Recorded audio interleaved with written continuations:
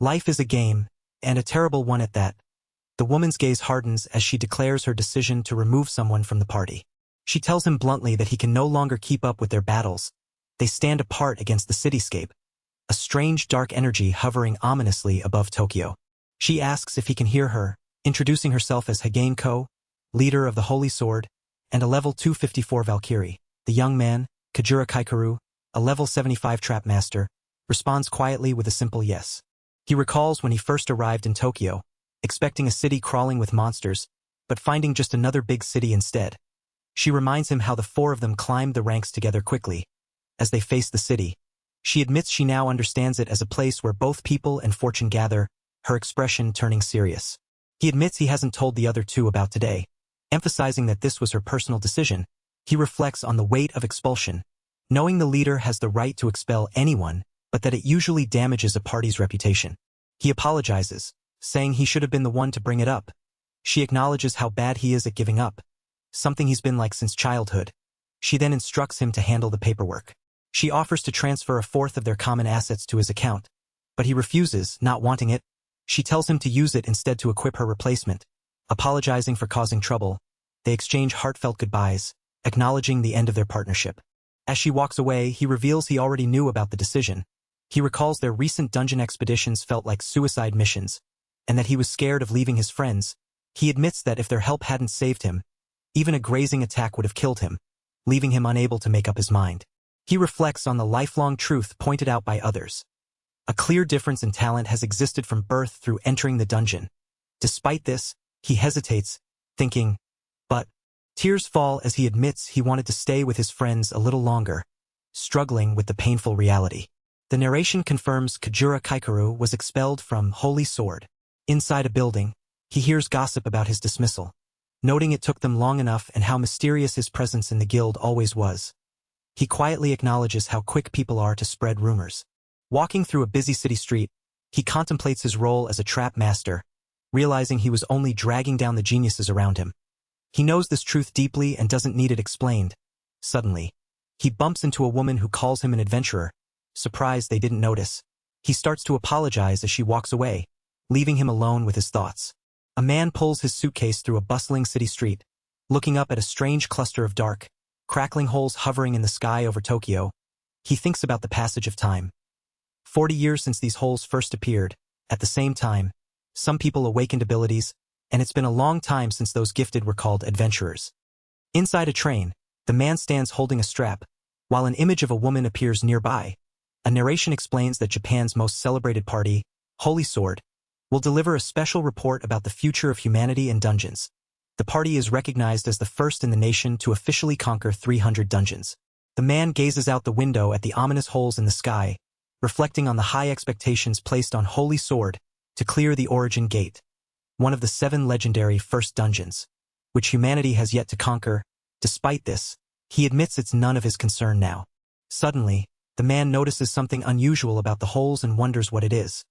The dark mass pulses with energy as a large, eerie hand with circular markings emerges from one of the holes, reaching outward with a menacing motion. The man steps onto the train, startled by a sudden shock. His eyes widen as he spots the eerie hand with circular markings stretching from the sky, unleashing a powerful, spear-like energy beam toward the city below. He anxiously wonders if anyone else can see the monstrous hand as it attacks. Chaos erupts as the energy blast shatters buildings, debris flying everywhere. A terrified voice screams for everyone to run away amid the destruction. Amid the rubble, the man struggles to comprehend the devastation.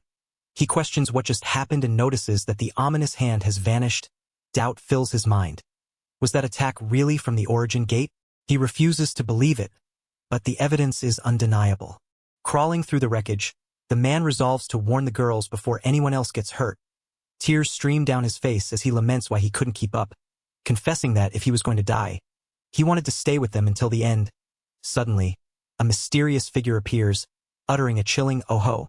A tall woman with long flowing hair and a dress that seems to dissolve into tendrils mocks the ruined state of the fallen man beneath her, calling it an unsightly state for the chosen one. She remarks that the man was able to see the monstrous hand attack, suggesting it must be fate. The injured man weakly asks who she is. She replies ambiguously, suggesting she might be his god or a demon, then smiles and says, "Let's see." Her eyes gleam with a strange pattern as she leans closer, asking if he wants something. The woman asks if they shall begin as the man struggles, sweat and tears marking his face. She approaches him, and then suddenly presses her lips to his in a kiss, her hand cradling his cheek firmly. The man reacts with surprise and pain, trying to pull away but failing. The woman laughs quietly as the man collapses to the ground, overwhelmed and helpless beneath her. The mysterious woman declares she has given him power, with no expectations, allowing him to live as he pleases.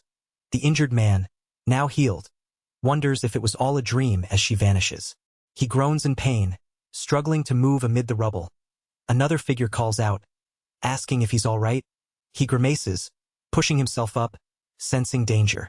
Suddenly, massive debris begins to fall toward them. Alarmed, they shout as the man realizes it's another trap. He frantically searches for a solution, determined to find a way out. His gaze fixes on a new skill labeled arrow symbol, appearing before him, confused. He notes he never had the skill before. The woman's voice echoes again, reminding him she gave him power. He shouts that there's no time to worry and commands to set the trap. Activating the arrow symbol urgently, he orders to get down as massive debris crashes down. The enormous stone slab marked with the arrow symbol falls heavily, forcing them to take cover beneath it. After the dust settles, the man supports the other, both shaken but alive. He examines the arrow symbol trap, questioning if it manipulates movement. Nearby, officials discuss the disaster, doubting it was an accident and debating the possibility of a giant arm causing the destruction. They note that if such a thing emerged from the origin gate, chaos would engulf the city, yet no one witnessed anything.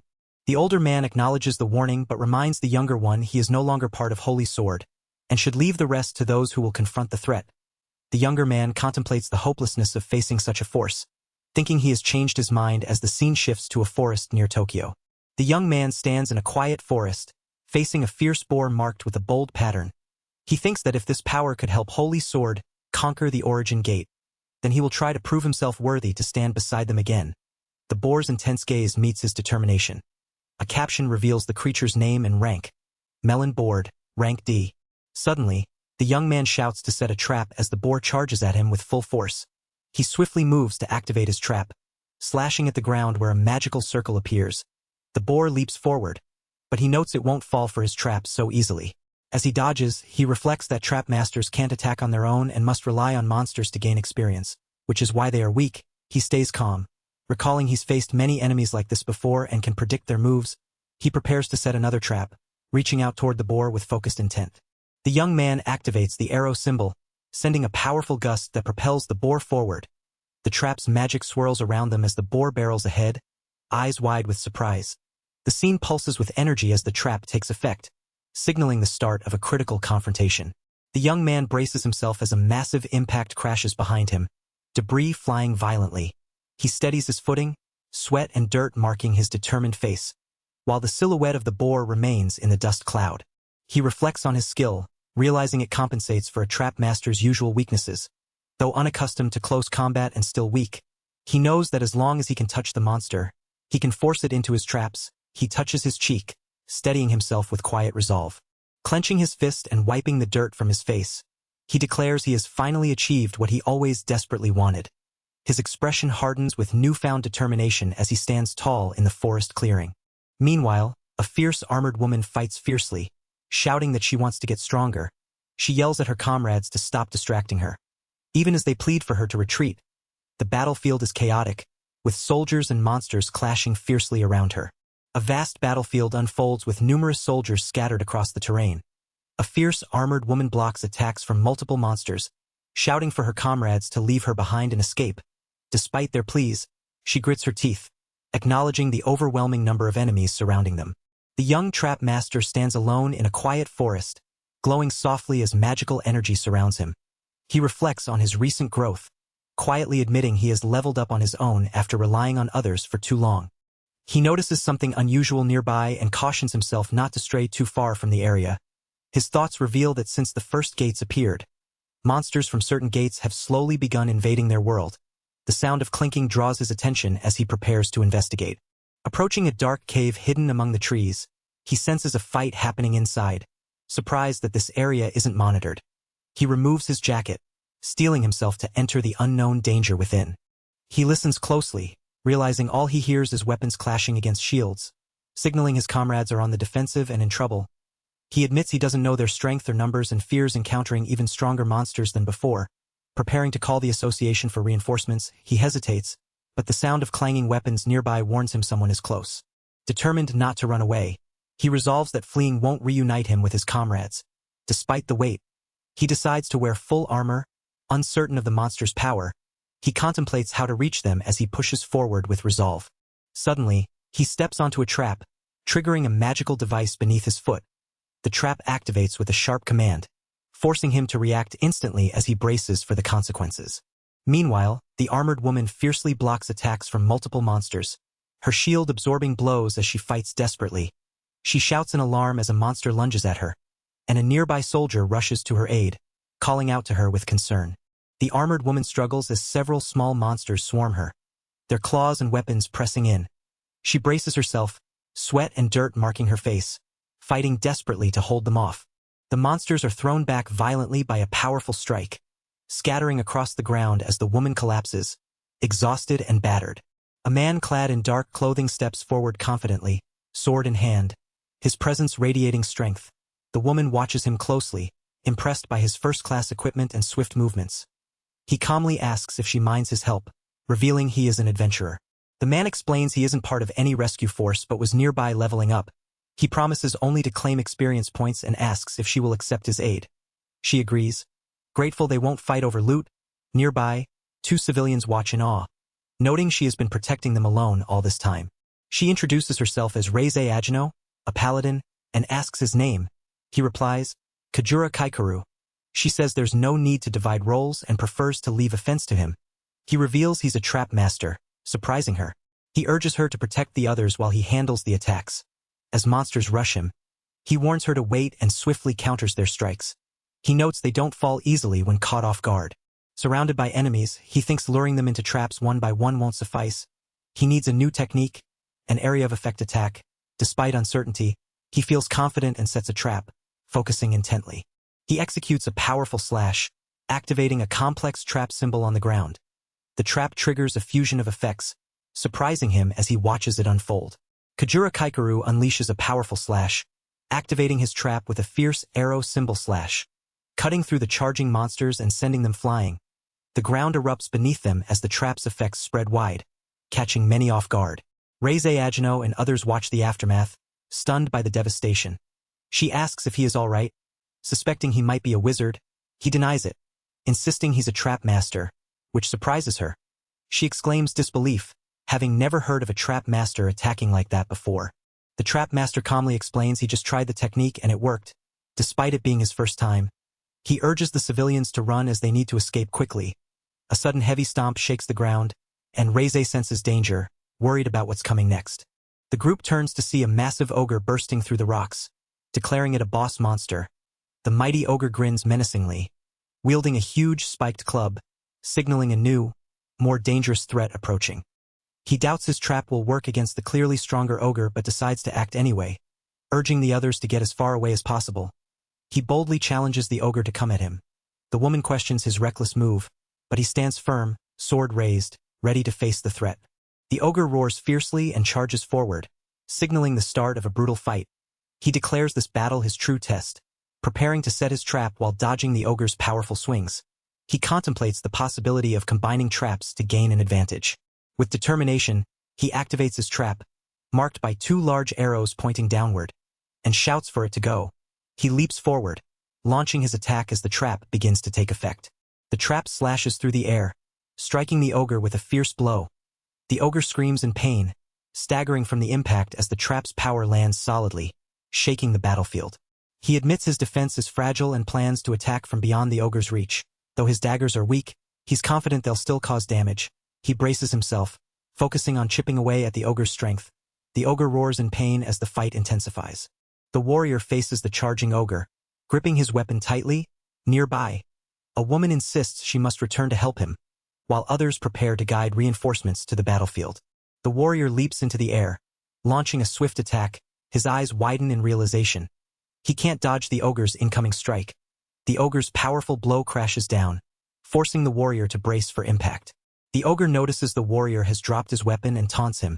Seizing the moment, the warrior shouts to activate his trap, summoning a glowing arrow symbol that ignites with energy, ready to strike back. The glowing arrow symbol bursts forth with immense energy, spiraling through the air like a blazing comet. The warrior stands firm, channeling the trap's power as it surges toward its target, the battlefield trembling under its force. Flames engulf the ogre, its monstrous form wreathed in fire as it looms threateningly. A woman in armor watches anxiously, sweat beading on her face as she notes the ogre's speed rivals that of a rogue and its destructive power matches a wizard's. The warrior stands resolute amid the devastation, breath visible in the cold air, knowing this man's strength will redefine how adventurers perceive the world. At the Reizei Kanazawa branch, a man recognizes the name Reizei and recalls the brand as Japan's biggest adventure gear company. He reflects on hearing the name before but never realizing she was the president's daughter. Now in charge of the Hokuriku branch, as he serves a customer, he remembers using this brand's glow in the past. Sitting down for tea, the woman thanks him for his help during a recent survey for valuables, admitting the monsters they faced were unlike the information they had. He wonders why a branch chief is on bodyguard duty, but she explains she took the role because she sent her subordinates to a dangerous place and only got the position through family ties, likely facing accusations of nepotism. She shifts the conversation, saying thanking him isn't the only reason for the meeting and proposes discussing business. He questions what kind of business, and she asks if he would sign a sponsor contract with her. Surprised, he questions why she wants to sponsor him, noting he lacks public relations and wouldn't look good on a poster. She clarifies she means to support him, not just for show, and reveals her goal: to help him become the strongest there is. She calls it an investment and insists she believes it will pay off in the future. Refusing to take a loss supporting him, he reflects on her high hopes, thinking she must want a top-ranked player like Holy Sword. He admits quietly that he was expelled from his previous party. She asks why, and he answers simply that he was too weak. She responds that those who expelled him must be blind. He clenches his fist, warning her not to badmouth them. She listens silently, her expression serious. He apologizes, saying it's not her place to say anything and acknowledges she was just trying to cheer him up. He admits that even with power now, he still feels immature. She reassures him that she doesn't mind his expulsion as long as he didn't commit a crime, nor does she mind if he's not that strong. She tells him it's because of him that he will grow stronger. His eyes sharpen with resolve as he silently vows to grow stronger, not just physically but mentally as well, while the peaceful scenery outside contrasts his inner determination. He agrees and accepts the contract with a firm handshake.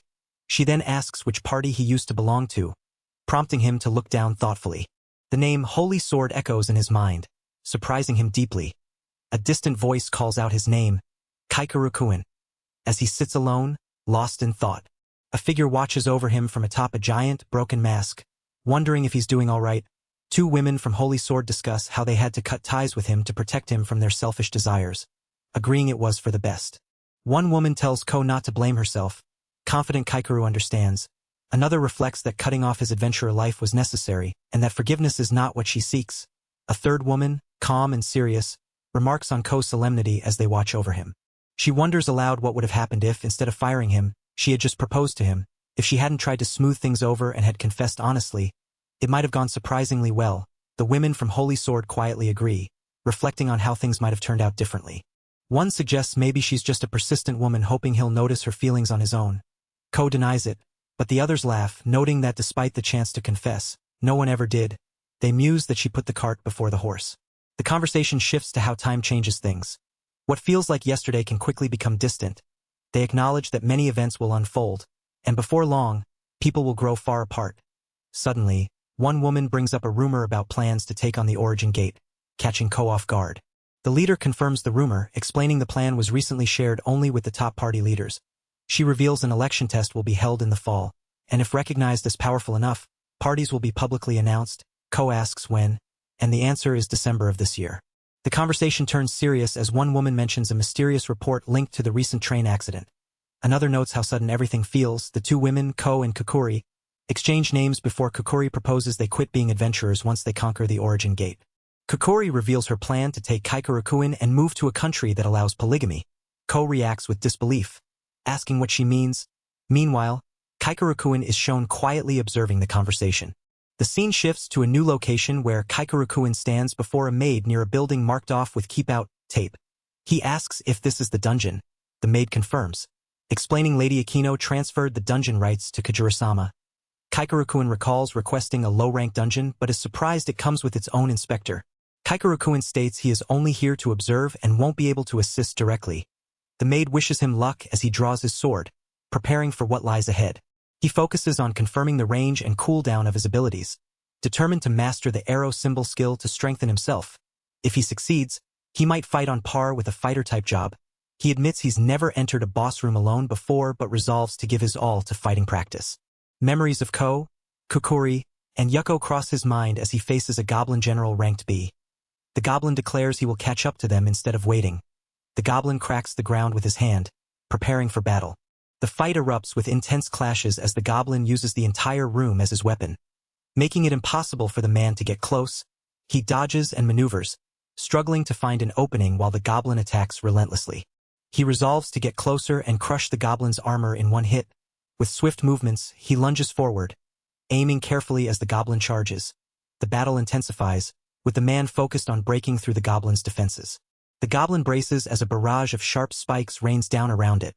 But the man declares it's his turn and activates arrow symbol plus slash, preparing to strike. The spikes continue to fall, forcing the goblin to shield itself. But the man seizes the moment, shouting trap set, as he readies a counterattack. With a swift, powerful motion, the man unleashes arrow symbol quartet number 4, slicing through the air with a sharp swish, aiming to overwhelm the enemy. The attack cleaves straight through the goblin, splitting it in two as the man stands firm amid the shattered remains and debris. He notices a faint glimmer and recognizes it as the drop he's seen before, recalling it enhances fire attribute attacks. Holding the ring thoughtfully, he confirms he has the fire trap and decides not to use it himself but to give it to Reize instead. Returning to the dungeon entrance, he is greeted with a calm welcome back from the maid. Suddenly, a cheerful girl bursts forward, exclaiming in delight that he came out, her excitement filling the air as she rushes toward him. He notices a faint glimmer falling nearby and picks up a ring, recognizing it as a fire element attack enhancement. He thinks it's not useless to carry, but decides it's better to give it to Reize instead. Stepping out of the dungeon, he reflects on his gradual leveling up despite soloing. He admits that with a party, he could have earned more in higher-ranking areas. Suddenly, a cheerful girl rushes toward him, exclaiming that he's finally out. The girl excitedly compliments his cloak, saying it suits him well and that it's her first time seeing gear like that. She wonders if it's rare drop gear and admits she's curious about the people entering the dungeon. Despite being told it's private, he watches her, puzzled by her enthusiasm. The girl introduces herself as Tsukige Tsukasa, a 14-year-old adventurer. He notes that adventurers that young are rare in Tokyo and that she looks new. She eagerly asks to trade contact info, praising his strength as they stand face to face. He refuses her request flatly, prompting her shocked demand for why not. She insists she's a rank B assassin and warns him not to share info so carelessly when it's not a raid. He notes her lack of caution. She pleads for a dungeon exploration buddy, revealing she's ranked higher than him. He asks about her friends and classmates who are adventurers, but she says they won't accompany her to dangerous places she wants to explore. He realizes she's too skilled for her rank to match others. The complete opposite of himself, she admits being alone is lonely. She excitedly hugs him, but he warns her not to call him all the time because he's busy. She flicks their contact cards at him, teasingly calling him Kajuro Nyakin, and noting he's 21 years old. She then calls him Trap Master. She beams with excitement over exploring with someone like him for the first time. As she waves goodbye, promising to message him later, he watches her leave with a small smile, commenting that she really was like a storm. A maid stands silently beside him. He reflects that now he's back, he'll meet more adventurers like her and feels relieved not to be well known outside Tokyo. She welcomes him back and asks how the dungeon was. He says it seemed manageable for a slightly higher rank. She offers to prepare the next dungeon for him, and he agrees that would be great. He calls her Reize and asks if she would take something from him. She responds with surprise and blushes deeply as he holds out a ring. Both are confused by the situation. She nervously asks him what it means when a man gives a woman a ring. He is speechless, and she looks down, embarrassed and anxious. He apologizes, explaining he didn't mean anything by it and only saw the ring as equipment. She questions why he gave it to her then. He thinks about telling her it was a sponsor's gift but admits the dungeon run felt like a special first step for him. He admits he wanted Reize to have the ring as a memento, wanting to share it with her. She reflects quietly, saying not much has changed after all. She then asks if the lady should put the ring on herself, prompting him to reach out his hand. He places the ring on her left ring finger, surprising her with the choice. She apologizes, and he thinks about Tsukige's Tsukasa, the girl from earlier, as he holds a card with her name. Later, he sits on a bed, cutting something with scissors. On the phone, he is told he was unreachable all day and asked to join a temporary party tomorrow. The caller explains an uncle is organizing the team, and everyone is around his rank. He hesitates, thinking clearing a dungeon with random people would be ideal but is unsure. The caller insists he should join alone, as the others might refuse if he brings someone.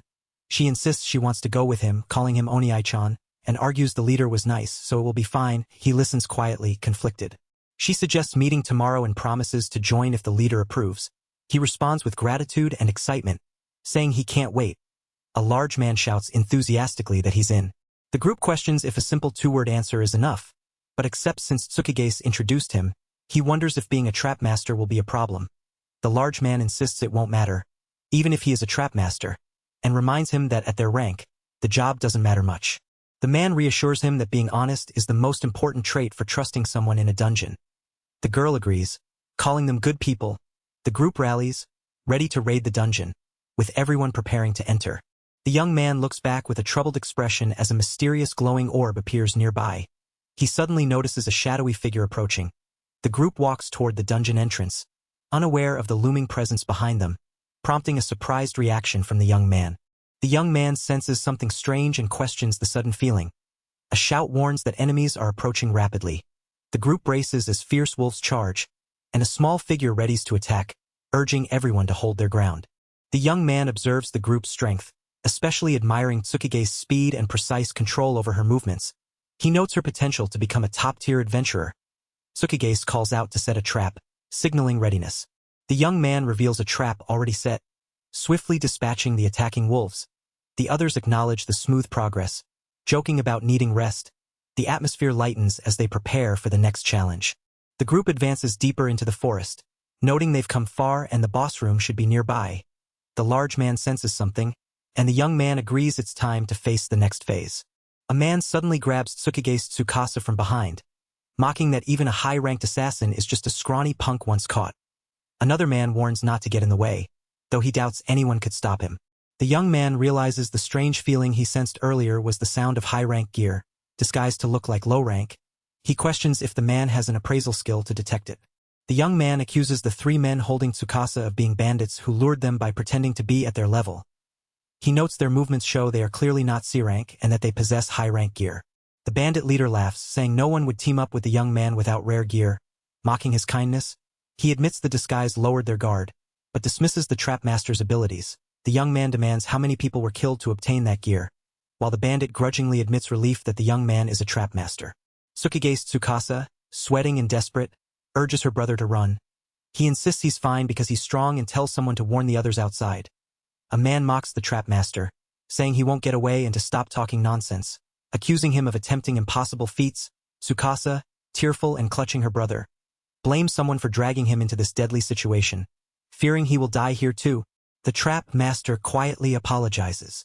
The trap master stands firm, gripping his swords, as Tsukasa cries, lamenting that she finally thought she wouldn't be lonely anymore, but now faces despair.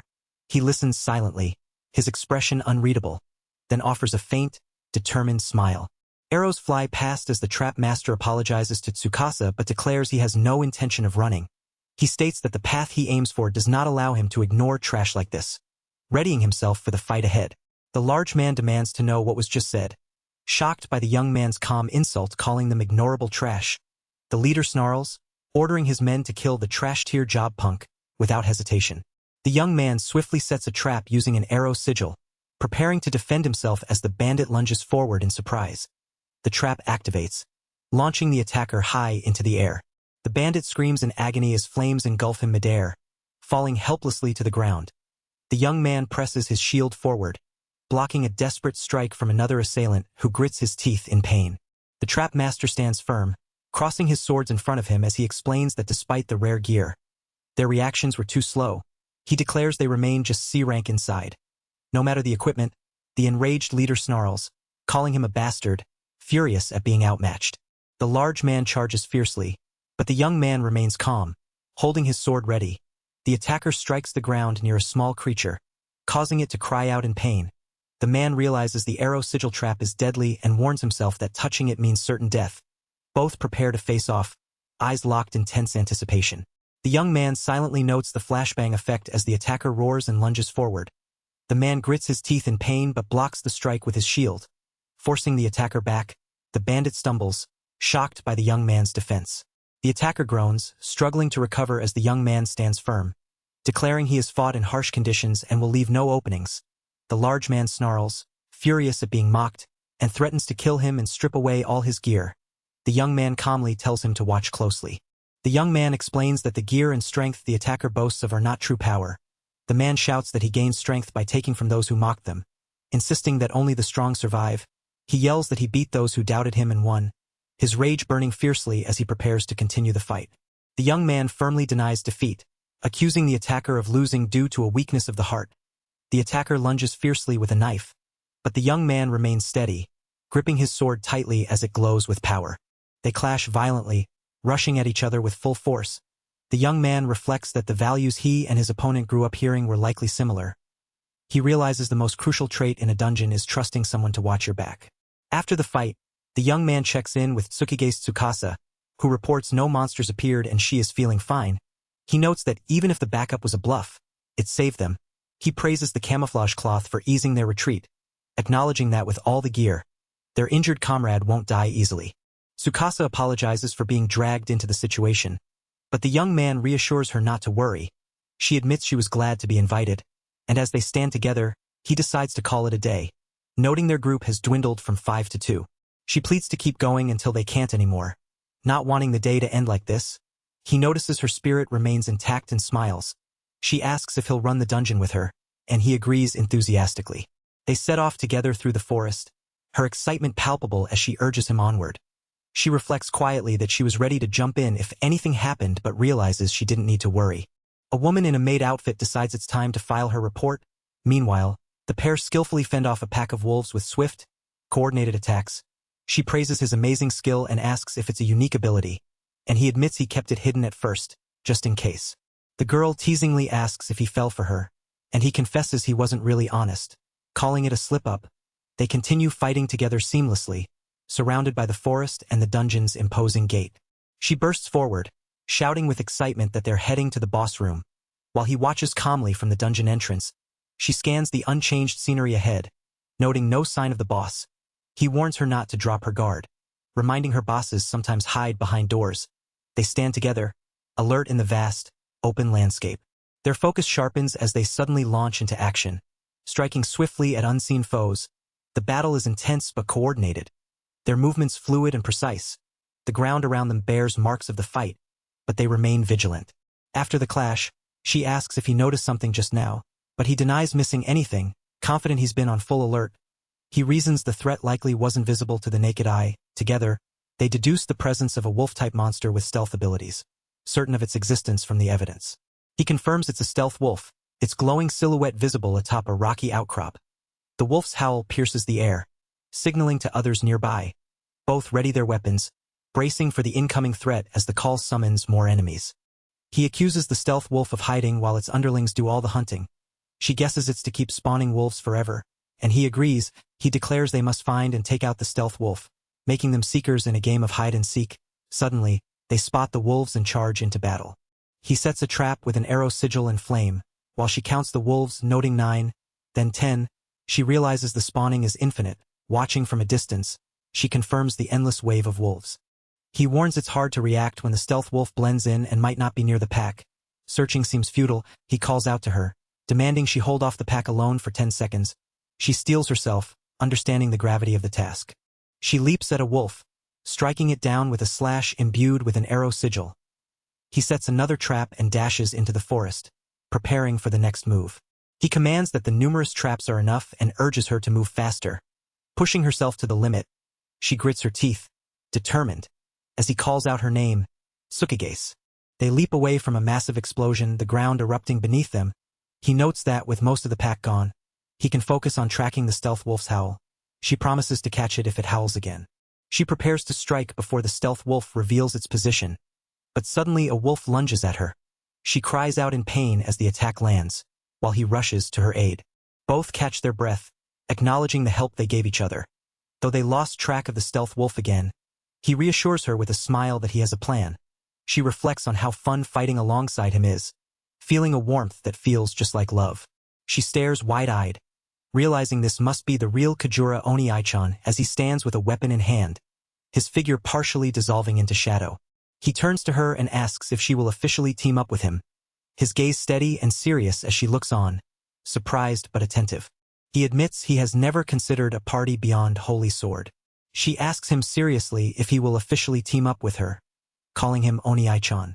He falls silent for a moment, then thanks her and appreciates the offer, but asks for time to think.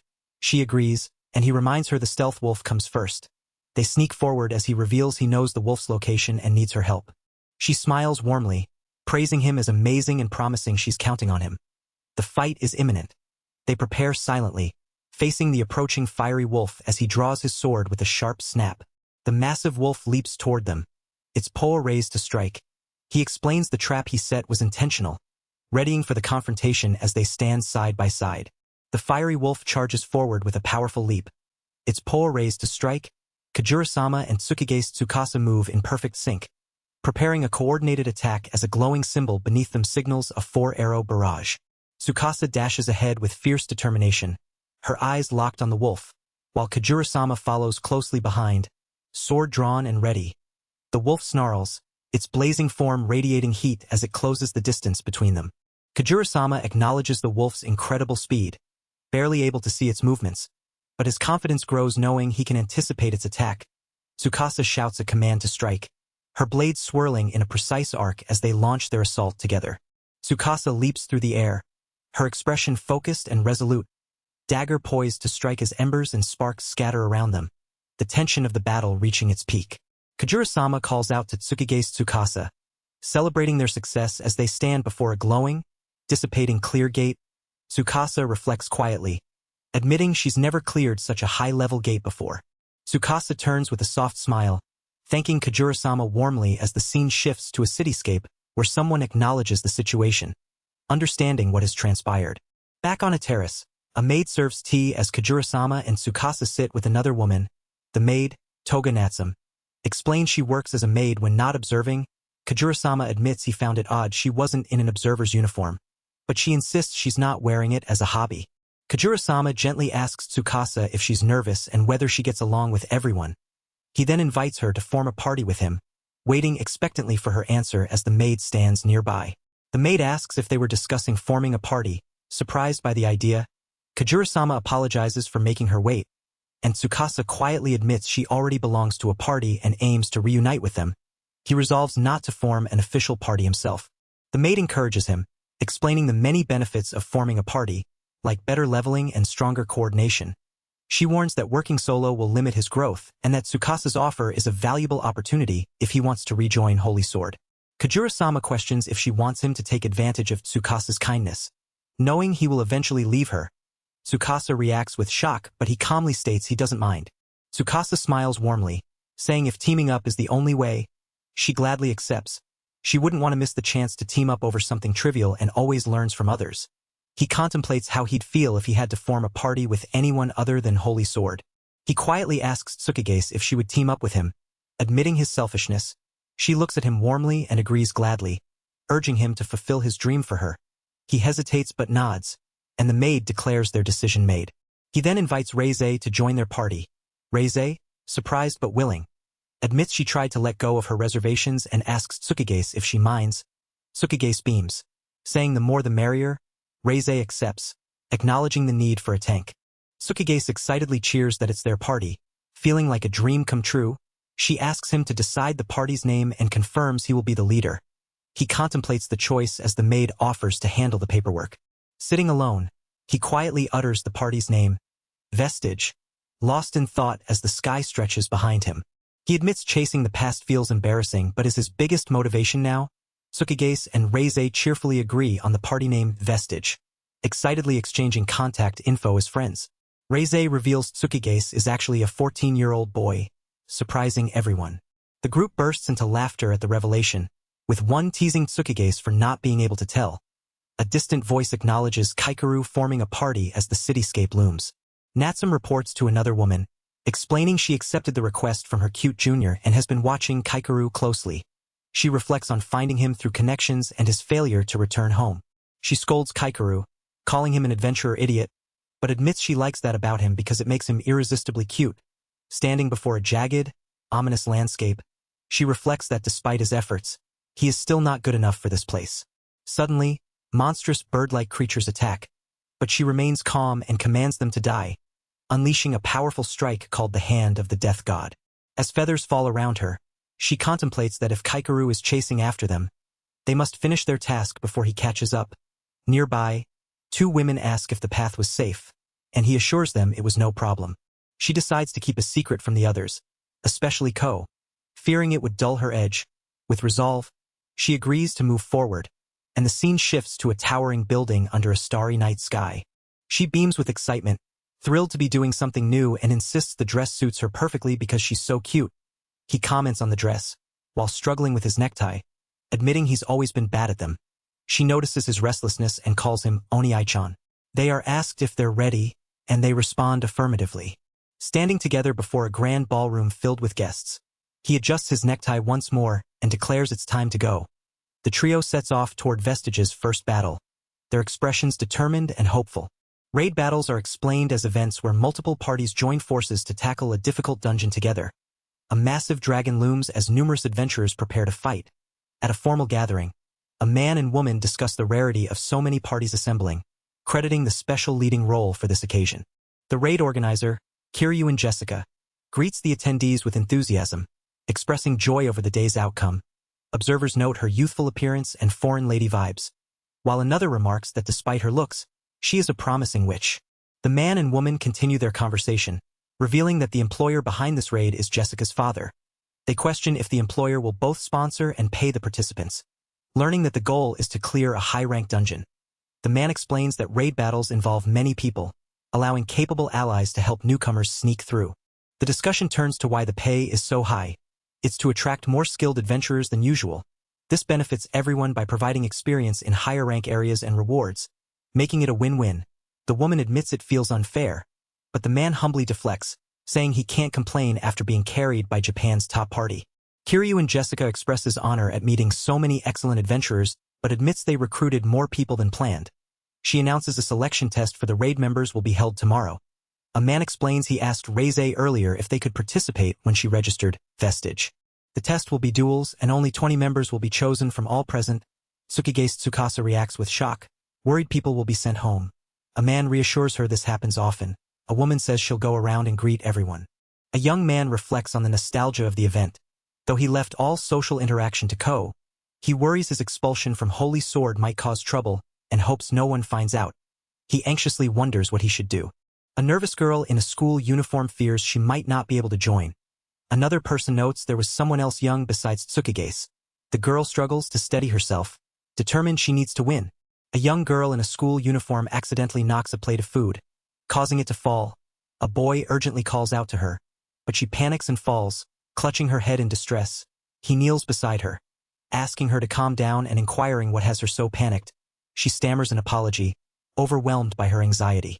The girl admits she is a wizard but confesses she is bad at duels, yet she desperately needs to join the raid. The boy listens thoughtfully and acknowledges her situation, explaining that many rearguards struggle with duels too. He reassures her that it's okay. She expresses surprise that not all losers are sent home after the duels. The boy explains the organizer wants the most suitable members and that even if she loses, she can join by showing her abilities. He advises her to pair up with someone who can showcase her strengths and to put on a good show, cautioning her not to spill any more food. She thanks him, feeling somewhat calmed. They agree to do their best together, though he privately worries that as a C-rank trapmaster, he practically has to win.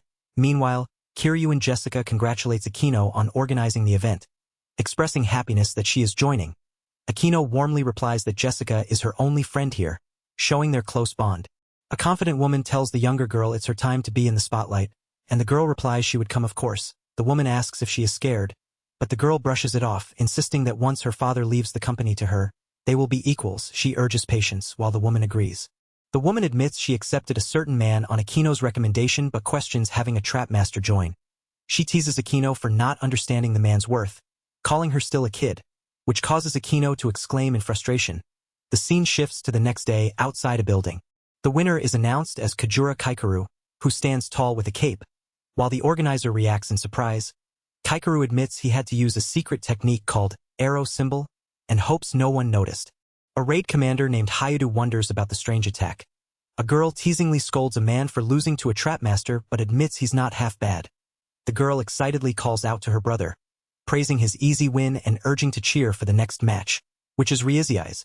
The boy admits he hasn't seen much of a Kino fight, while the girl confirms Akino is a paladin. They watch as a wizard and a paladin prepare to face off. Realizing it will be a contest of strength, the boy suddenly reacts, sensing something important. The match begins with the girl from yesterday stepping forward, her bow drawn and ready.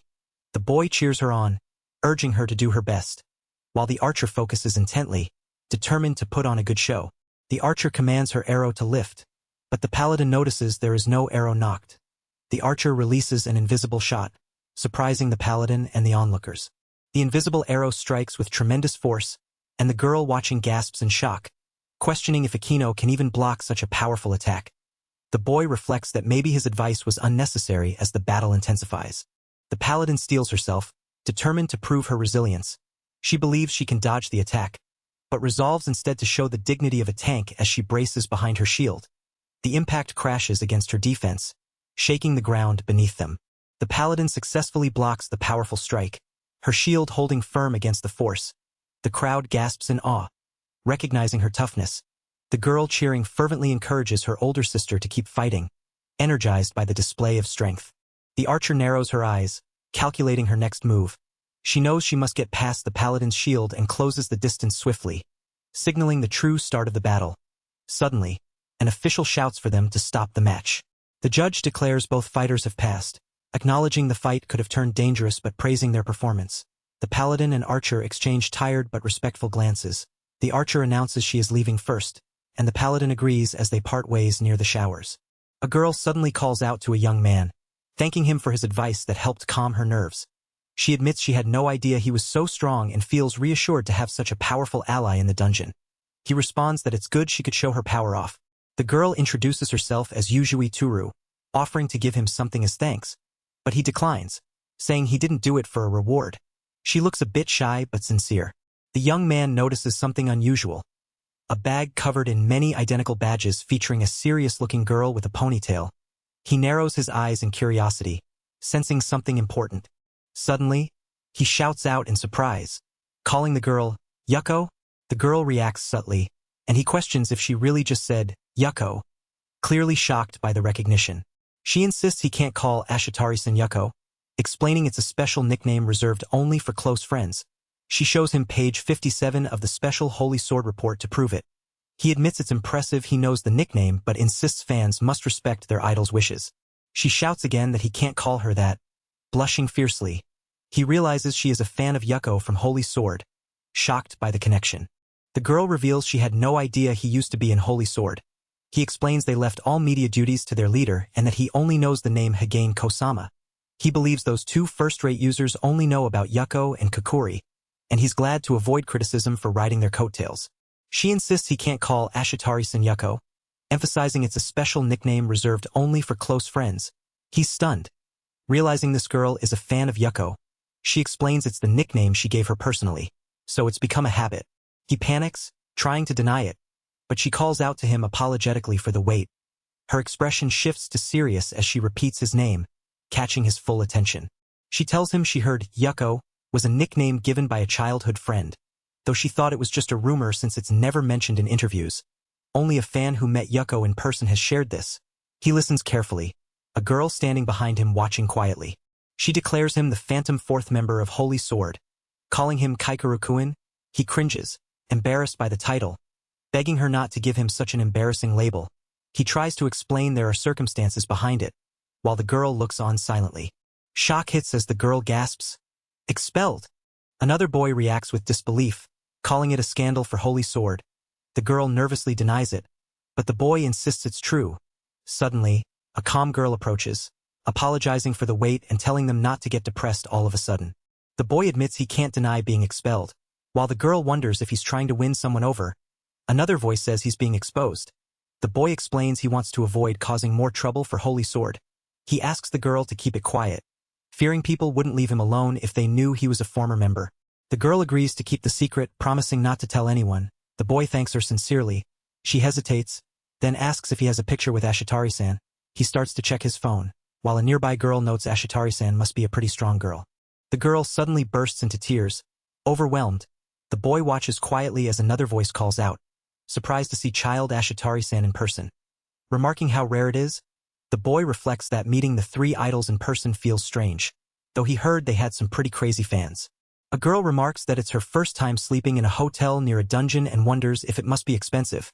Another explains the hotel is owned by the Kiryuin family and is more accommodating than expected, arranged as part of her studies. The girl realizes she's receiving a gifted education. Nearby, someone asks what picture is being shown, curious if it's a photo of a girl. Two men notice the photo and ask if it's related to Holy Sword. Making the boy tense, a girl excitedly says she's converting him, calling the bag crazy and her reason for living. Another warns him to stop before getting exposed again. The boy apologizes but thanks her for the rescue. The girls urge the boy not to only talk with one of them but with all of them. One guesses they are about the same age, and the other confirms she turned 14 this year. They bond over their age, and the girl explains she usually lives far away but joins for big raids like this one. The boy asks if she always works alone and she confirms. The boy notes they're the same age but admires how seriously she takes her work. The girl reveals there's a dungeon drop she needs no matter what, the blue elixir. The others listen intently as the importance of this item is emphasized. The boy explains the blue elixir is an extremely rare drop, worth 1 billion yen on the market. The girl reacts in shock at the price. He deduces that if she wants the elixir, it must mean someone close to her is seriously ill. The girl quietly reveals her mother is gravely sick, unable to walk anymore. She adds that modern technology offers no cure, deepening the gravity of her situation. The girl admits she's saving money but getting the drop herself would be best. The boy realizes she joined the raid no matter what to obtain it. She thanks him sincerely before bidding goodnight and leaving. The boy and the girl reflect on the many adventurers out there, with the boy silently acknowledging Yuko's constant drive to save others. They resolve to do their best tomorrow, each determined not to fall behind. The raid commander shouts that the raid battle begins now, rallying a diverse group of armored warriors and adventurers standing ready. Among them are a determined girl with long hair, a serious young woman in armor, and a focused young man preparing for the fight ahead. A mage grips her staff tightly, her expression tense as the group advances across a desert landscape dotted with pyramids. The young man leads the charge, swiftly cutting through obstacles as a goblin-like figure orders to set a trap for the incoming party. The team reacts quickly, smashing objects to prepare their ambush. The commander cautions everyone not to stray too far from the formation and calls for a moment to heal. The group's morale is high as some comment on the battle going well and possibly being easy. The young man contemplates strange names: Statue of Heaven's Fall, Murder Mebius, and Whispering Maris, pondering their significance. The team's advance party is praised enthusiastically by their comrades eager to join the fight. The plan is laid out. The advance party will handle everything until they reach the boss's room, where the final battle will be crucial. The young man is urged to prepare as the responsibility of the decisive fight falls on their shoulders. The older man warns the young adventurer to slow down and save strength for the boss. He explains that adventurers always hide their trump cards and, though he would have put him in the main group, the young man is registered as a trapmaster. The young man asks if he can request something, showing his value is recognized. The older man instructs that when they enter the boss's room, the tanks of the main group must be deployed on the front line. He explains the advance party takes the first hits to gauge the enemy. The young man expresses a bad feeling, noting dungeons usually have a theme like wolf or fire monsters. The young man admits he can't find common points among the monsters and can't predict what kind of boss awaits, fearing it might be really bad. The older man acknowledges this but says the young lady is here. They both reflect on the uncertainty. The older man insists on keeping the main tanks in reserve for safety, which the young man understands. He feels like he's overlooking something and wishes to figure it out. Suddenly, they discover the boss's room, signaling the critical moment has arrived. They enter a vast, eerie chamber with towering, arching structures that feel unnatural. The girl nervously admits the place is scary, while the young man reassures her such a place wouldn't appear where one would venture alone. A soldier warns to be careful since they don't know the exact location of the threat. The tension rises as a guard stands alert, scanning the area. Suddenly, a massive insect-like creature emerges from the darkness, its pincers clicking ominously. The party spots it immediately and commands formation. Preparing for battle, the young man's eyes widen in shock as he recognizes the creature. The creature attacks swiftly, launching a projectile. The young man shouts a warning to dodge as the projectile hurtles toward them. The shield-bearer braces for impact, narrowly avoiding the attack. The young man narrowly evades the creature's strike, blood trickling from his mouth. His expression is fierce and determined as he counters, swinging his weapon with full force against the monstrous foe. Arrows streak through the air, aimed at a group of adventurers standing alert. The armored man with a shield and the mage clutching her staff brace themselves, eyes sharp and focused. A young woman in a witch's hat catches an arrow that grazes her cheek, blood trickling down as shock and determination flash across her face. The young man struggles to understand why he missed the connection. The monsters they faced, the statue of Heaven's Fall, Whispering Maris, and Murder Mebius, are all creatures with immense attack power. His gaze shifts upward, locking on the massive insect-like boss looming before them, and he realizes the terrifying truth about this creature. The group of adventurers stands ready, weapons drawn. As the ominous dust swirls around them, a young woman grips her weapon tightly, eyes wide with shock, bracing for the next move of the monstrous foe. Panic erupts as a scream pierces the air. One of their comrades has been killed. The party reels in horror, shouting that he's dead, while a man with glasses spots the enemy blocking their only exit, sealing their fate inside the dungeon. The young man urgently commands the armored woman named Reze to step forward as the boss prepares to strike again. He identifies the creature as a death mantis, warning it attacks anyone nearby with its deadly blades. The older man questions the situation, but the young man insists on confronting the threat, despite the danger. The group realizes the death mantis attacks randomly if no one is near it, and they lack enough tanks to protect everyone. Panic rises as its children swarm, forcing a desperate call to get behind the remaining tank. The original plan required 2 tanks to occupy each sickle, but one is already down, leaving them dangerously short. A young man steps forward, declaring he'll handle one side despite the risk. His shield glows as he prepares, but a warning comes that the creature's attack power is immense and his shield may not hold. He asks the armored woman if she'll join him. The armored woman, eyes determined, agrees to follow his lead, but the young man shouts a desperate refusal. Tears stream down her face as she struggles with the decision, torn between fear and resolve. She pleads with him not to go, fearing for his life, but he insists there are moments when a lady must act. With a solemn expression, she watches him charge forward alone, her tears reflecting the weight of their perilous fight. The young man shouts a fierce challenge, urging the enemy to come at him as he charges forward with sword drawn, while the armored woman braces behind her shield, ready to follow his lead. He swings his sword with all his might, unleashing a powerful strike that crashes into the enemy, causing a massive explosion of force that shakes the ground. The armored woman watches the impact, her shield raised in defense. The armored woman grimaces under the strain, acknowledging the enemy's overwhelming strength. The young man realizes the boss's attack power is the highest among A-rank foes, and knows he must redirect every strike with his arrow symbol or face defeat. Nearby observers watch in awe. A commanding voice orders ranged attackers to support the frontline fighters, urging everyone to manage the battle together. A healer urgently calls for continuous healing to keep the fighters alive as the young man struggles to maintain his defense amid the relentless assault.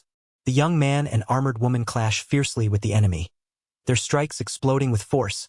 The armored woman grimaces, realizing their attacks won't hold for long as the enemy's power overwhelms them. A determined girl swings into action, aiming to distract the enemy for at least one attack, launching herself forward with resolve. She spins through the air, narrowly avoiding a counterattack, while onlookers praise her effort. Suddenly, she is caught off guard and struck, her expression turning to shock. The enemy grabs her midair, throwing her down violently. A comrade shouts her name in alarm as others rush to aid a wounded ally nearby. A girl asks urgently if the injured one is all right, who thanks her quietly. Another girl exclaims in shock, realizing the injured used a stealth skill despite being a wizard, something unheard of. The boy wonders if it's because she looks up to Yuko.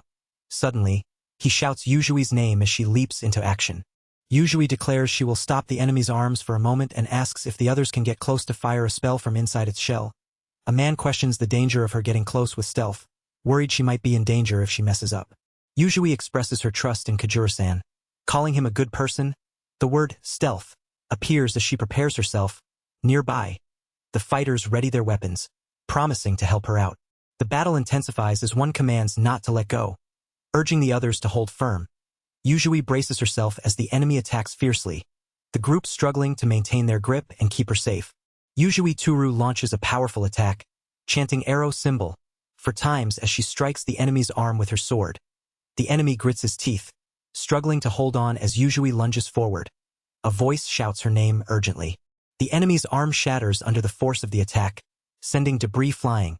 The group watches as the broken limb falls away, their focus sharp and determined. Relief and hope surge through the fighters as they realize the attack succeeded. One shouts that they did it, and another urges everyone to keep pushing, insisting they can finish by crushing the other arm. The team rallies, ready to press their advantage. Yusui, battered but resolute, delivers a decisive blow that smashes through the enemy's remaining arm. The shattered pieces scatter as she stands firm, her expression fierce and unwavering, signaling a turning point in the battle. The enemy's shattered arm crashes to the ground as a massive threat looms overhead. Alarmed voices shout that her shield is breaking. Reize, battered but determined, dashes forward with his sword ready, urged on by a desperate call. Reize pushes himself despite exhaustion, sweat dripping as he admits he's at his limit. He races toward the crumbling shield, while a voice calls out to him urgently, pleading for his sister's safety. An enormous explosion erupts, sending shockwaves through the battlefield. The group braces as debris flies, the impact shaking the ground beneath them. Amid the chaos, a young woman in armor and a tearful witch-hooded girl leap forward together, charging into the fray with fierce resolve to protect and fight back. A desperate cry pierces the chaos as a man shouts for his lady, Jessica. Tears stream down the face of a determined witch as she screams she won't allow anyone else to die, her voice shaking with fierce resolve. The witch unleashes a powerful, shattering blast from her staff, screaming as the force tears through the battlefield, sending debris flying and shaking the ground beneath them all. The enemy's massive attack is deflected, creating a huge explosion that shakes the battlefield. Two fighters shout that this is their chance to strike. A warrior swiftly launches a technique called Shadow Stitch, sending multiple daggers flying toward the enemy. The witch warns the attack's effect will only last briefly. She admits her mana is nearly depleted, pleading for the strike to be enough. She channels her remaining energy into a powerful swing, aiming at the enemy. The attack lands with a tremendous impact, causing the enemy's arms to fall off. The fighters watch in shock and relief as both arms drop to the ground, signaling a critical weakening of their foe. The team rallies, shouting to keep attacking relentlessly. They charge forward, weapons raised, ready to finish the fight. One calls out to Reize, who is supported by a companion, confirming he's still able to fight despite the exhaustion. The exhausted fighter gasps in relief, thanking fate for their survival. Jessica meets his gaze, quietly expressing her gratitude. Another voice calls her name, praising her incredible effort and telling her she can now step back. The group begins to regroup, still wary but recognizing the battle has shifted. A massive creature with a monstrous eye emerges, dripping with slime. The fighters watch cautiously as it moves, unsure if the threat is truly over. One warrior questions if they have defeated the enemy, eyes wide with disbelief. Suddenly, multiple smaller creatures swarm the battlefield, ravenously devouring something unseen. A fighter shouts in alarm, realizing these are the offspring consuming their parent. Shock spreads as the terrifying truth sinks in. The main fighter stares in horror, unable to believe what is happening. The creatures begin transforming rapidly, growing into adult forms before the fighter's eyes. The team is stunned by the sudden evolution, but a commander shouts to hold their ground. He urges them not to falter, insisting they can defeat all the enemies before they fully mature. A commander shouts for everyone to charge as the fighters launch an attack on the monstrous creatures. A determined warrior grips her sword tightly, declaring they can't stay back any longer and that landing just one more blow could turn the tide. A mage rushes forward, clutching her staff with resolve, while another asks if Kajura-san is out of mana. Kajura admits he can't create any more traps, so the mage hands him a small amount of mana, urging him to join in a final combined attack. Kajura charges at the monstrous enemy, shouting that although he can no longer defend himself with the arrow symbol, he won't miss his shot. His fierce determination fuels his strike as he aims at the creature. Kajura leaps onto the monster, swinging his sword with all his might, his expression fierce and unyielding as he delivers a powerful blow against the enemy. A warrior, panting and alert, demands to know where the rest of their comrades are. The group surrounds a glowing, intricate portal in a clearing, tense and watchful. One of the fighters recognizes it as the gate, signaling a critical moment. The tension breaks as the group erupts in cheers, celebrating their success. The central figure, exhausted but triumphant, raises his sword in victory, while others shout joyfully around him. The fighters catch their breath, some leaning on their weapons, others kneeling in relief. They exchange looks of exhaustion and gratitude, acknowledging their survival. In the distance, Two figures watch calmly, while the group begins to regroup under the night sky. The scene shifts to a quiet, somber moment as the group stands before a covered body, preparing for a respectful ritual. One instructs to place ash on the right hand, emphasizing the importance of honoring the fallen. Another expresses relief that a key figure was present, ensuring the body can be returned to its family after the journey back. The weight of loss settles as one reflects on being the only one who truly knew the monster they faced. The final gift to an adventurer is solemn, and despite wishing to have noticed the dungeon's theme sooner or revealed their past in Holy Sword, they accept that only a god could have changed the outcome. Everyone did their best back then, yet uncertainty lingers about what might have been different. Memories of comrades who could have acted independently flash by, their strength sparing others from danger. The burden of failure presses down, admitting weakness and fearing unforgivable harm might have befallen those they care for. A quiet resolve forms amid the night as they wonder how to catch up to those ahead. Watching a paper butterfly drift, the question hangs heavy, signaling a moment of introspection and the desire to grow stronger. A serene figure in traditional attire appears, offering a gentle smile and extending a glowing paper butterfly, a symbol of hope and guidance in the darkness. He calls out hesitantly, "Kokori?" She silences him with a finger to her lips, then notes his troubled expression and suggests they talk somewhere private. They quietly walk away together. She asks if someone died, admitting she never gets used to it despite repeated experiences. She observes he doesn't seem well either, and he quietly reflects that he hasn't seen her since that day. Apologizing for leaving without saying goodbye, she admits she's still upset about it. She suggests he may have misunderstood or found it too awkward, then insists she doesn't have much time and wants to get straight to the point. She reveals that this winter will mark the first attempt on the Origin Gate. His eyes widen in shock as he realizes the significance.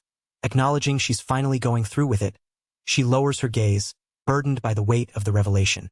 She explains there will be a selection test in the fall to decide which parties will support them, and his party must be a rank to participate. She urges him to hurry if he wants to try. He calls out to her as she prepares to leave, saying he should get back before they find him. He asks why she told him this. Wondering about her reasons, she quietly admits she wanted him to stay safe, or at least thought she did, but was truly happy to hear he was working hard. He calls her name, apologizing for not meeting her sooner and confessing his fear of facing her. He promises he won't run away anymore. She looks at him with a soft expression. He vows to become stronger, strong enough to stand by her side. They both shout their promise together. She smiles warmly, glad to have seen him, and notes he seems cheered up a little. He stands resolute in the forest, a dark cloak billowing behind him, radiating determination. His clenched fist signals readiness. A hand reaches down toward him, and the word "good" echoes, affirming his progress. A mysterious figure with flowing hair smiles gently, expressing admiration for those who refuse to give up. She leans closer, asking if it's time for the next challenge, her presence both ethereal and commanding as she watches over him. He admits he ended up resting for 2 full days. A woman greets him with a polite good morning and asks if he's feeling better. He credits her for his recovery but wonders why healing magic makes one so tired. She notes adventurers often say the same. He insists his lady was also very tired after the expedition, but she denies it, saying she won't show weakness easily. She asks if things have calmed down, wanting to discuss something with him. He worries about Tsukigase, unsure if he's awake yet. She mentions hearing it was the first time he experienced a teammate dying, and both agree it's a little worrying. A girl calls out excitedly for her older brother and sister as they walk together. The woman acknowledges that staying in this line of work long enough makes hardships unavoidable. Though it remains difficult, he asks how she is feeling, and she says she's fine now. He advises her not to force herself, recalling when he was bedridden for days after his own experience. She thanks him but insists she's really fine. He admits it might not be comparable, but she brushes it off with a smile. They sit together at a table, and she suddenly remembers the Origin Gate, her expression turning serious. He struggles to believe the existence of the Origin Gate, thinking it was something only found in textbooks. For a long time, no one dared to enter it until the incredible top party Holy Sword appeared. Conquering the Origin Gate has always been their dream, and when they challenge their ultimate ambition, he wants to stand by their side no matter what. She encourages him not to look so sad, reminding him that if they get selected to fight alongside Holy Sword, he can fulfill that wish. He remains silent as she explains that if Vestige is chosen as a participant, they won't just go to Tokyo but into the Origin Gate itself, which will be far more dangerous than anything they've faced before. He reflects on the last expedition, where they were reminded that delving into dungeons means risking their lives. He asks them to think carefully about whether they will continue down this path or look elsewhere. Though they just formed the party, their answer will decide if Vestige disbands here and now. She firmly declares she will go. She insists it was a promise after all, and together they will see much of the adventurer world. She vows not to back down at a time like this. He acknowledges this could go down in history and be an extraordinary opportunity for the Reize family. As she looks determined and he watches her with resolve. She tells him she saw something in him when she chose to buy him, believing it's a gamble worth taking, and urges they take it together. He listens intently, a flicker of resolve in his eyes. He thanks her quietly, admitting he knows the danger but promises no one will die under his watch. She looks at him seriously, and then shifts her gaze to another, signaling the start of a new plan. The conversation turns strategic as they sit around a table discussing their goal to become an A-rank party. He explains that first, the leader must become an A-rank adventurer. She adds they need a record of clearing a high-rank dungeon, prompting concern about their small team. He admits clearing a dungeon with a full raid was one thing, but doing it with an orthodox party will be difficult, suggesting they need 1 or 2 more members, especially a rearguard. They all contemplate the challenge ahead, the weight of their ambitions settling in. She insists the person they choose to go to the origin gate can't be just anyone. Around a table, the 3 agree on one girl who immediately comes to mind, each confirming the coincidence in unison. They say the name together, Yujui-san, catching the attention of a girl holding a card. The girl on the phone thanks Hayudu for the list of dropped items and confirms she read it all. Noting there was no blue elixir this time either, she expresses gratitude for the invitation to the event, acknowledging she rarely gets such chances, and hopes to be contacted again. She is asked if the party members of Vestige can have her address, and she agrees, adding they can also have her phone number and the hospital where she is staying if urgent. As she wonders what they want with her, a man calls her Turu-chan and uncle, prompting a quiet moment. A girl asks about her mother's condition. Learning she just fell asleep and is feeling well today, she quietly acknowledges this and requests that the caretaker continue looking after her. An older man asks if she is going back again, and she confirms, saying she needs to find another high-rank dungeon as soon as possible. The man falls silent, troubled. The man calls her by name, Turu-chan, and tells her he thinks it's time to quit being an adventurer. He mentions hearing someone died on her mission again and apologizes for putting her in harm's way for his little sister's sake. She listens silently, expression unreadable. He continues, telling her she is at an age to be hanging out with friends, not risking herself like this. He insists she shouldn't suffer too, but she struggles to respond, the weight of his words sinking in. She quietly calls him uncle, overwhelmed. Suddenly, she breaks away, running off despite his calls to wait. She insists she has to go, pleading to be led into the car. Others nearby notice her sudden flight, questioning the situation as she desperately tries to get away. Turu-chan shouts, "Hey!" As a car door slams shut and the vehicle drives away. Inside the car, she thanks those with her and assures them she will talk properly with her uncle next time. She insists her uncle is a good person who will understand. Outside, the group sits quietly on benches in a peaceful park under the evening sky. Turu-chan reflects on the origin gate while holding an onigiri, explaining it was given to her by her father. Her companion advises her to take her time to think it over. Acknowledging how much there is to process, she quietly contemplates the food in her hands. She praises her father as amazing, describing how he manages all the housework, works long hours daily, and loves her mother deeply. As she walks away, her companion watches silently. She then admits she doesn't want to see adventuring or dungeon diving as a misfortune. With determination, Turu-chan tells Kajura-san that this might be the key to saving her mother, and that she would gratefully accept any help. She earnestly requests to join the group Vestige, her resolve clear as she faces him. She asks to join him at the origin gate in the dungeons of Tokyo, hoping to find an elixir wherever she can. She reflects that every adventurer is loved by someone and carries those feelings with them, so she must live up to that responsibility. He agrees, urging them to go together and find the blue elixir.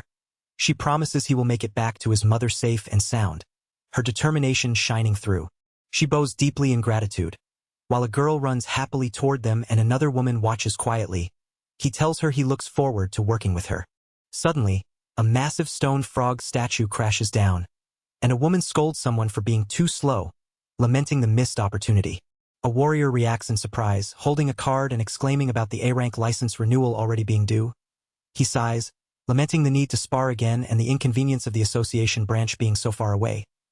He grumbles about living in the middle of nowhere and having to help his grandmother around the house, finding it all very annoying. The warrior, adjusting his cape, expresses his strong desire to move to Tokyo already. his determination clear as he stands among ancient stone pillars under a night sky. The group Holy Sword announces their return from cleanup duty, reporting significant progress in reducing the unmanaged area in northern Kanto. An older man expresses hope that monsters will stay confined near the gates, allowing him to spend time with his grandson. A woman and a young man note the president's advanced age with some surprise. The older man declares it's finally time to strike at the core. While the group contemplates the expedition to the origin gate, they watch the ominous black energy hovering over Tokyo, preparing for the critical mission ahead. The man recalls the unforgettable day the dark phenomenon appeared over Tokyo and questions if clearing the origin gate will close all other gates. The woman admits uncertainty, calling it a hypothesis, but acknowledges the mana leaking from the gate affects the surrounding space. He warns that the mission is a gamble with no guarantee of success. The woman vows to do anything to help people, and the man promises full support. They reveal that recruitment for support parties has just been announced, though they worry about the lack of volunteers. Despite this, the woman remains confident people will come by fall. While the others note the troubling cowardice spreading among potential adventurers, the older man reassures them not to worry. Driving along a quiet road, the young man thanks the girl for accompanying him. She shrugs off the gratitude, saying she needed a license renewal anyway. They arrive at a parking spot, and he admits it's helpful to have someone familiar with the area. They reach the Adventure Association's Hakariku branch, a building they both observe with curiosity. Inside, a clerk confirms their purpose, a B-rank license renewal, and directs them to the ability gauging room. The young man requests to take the A-rank exam.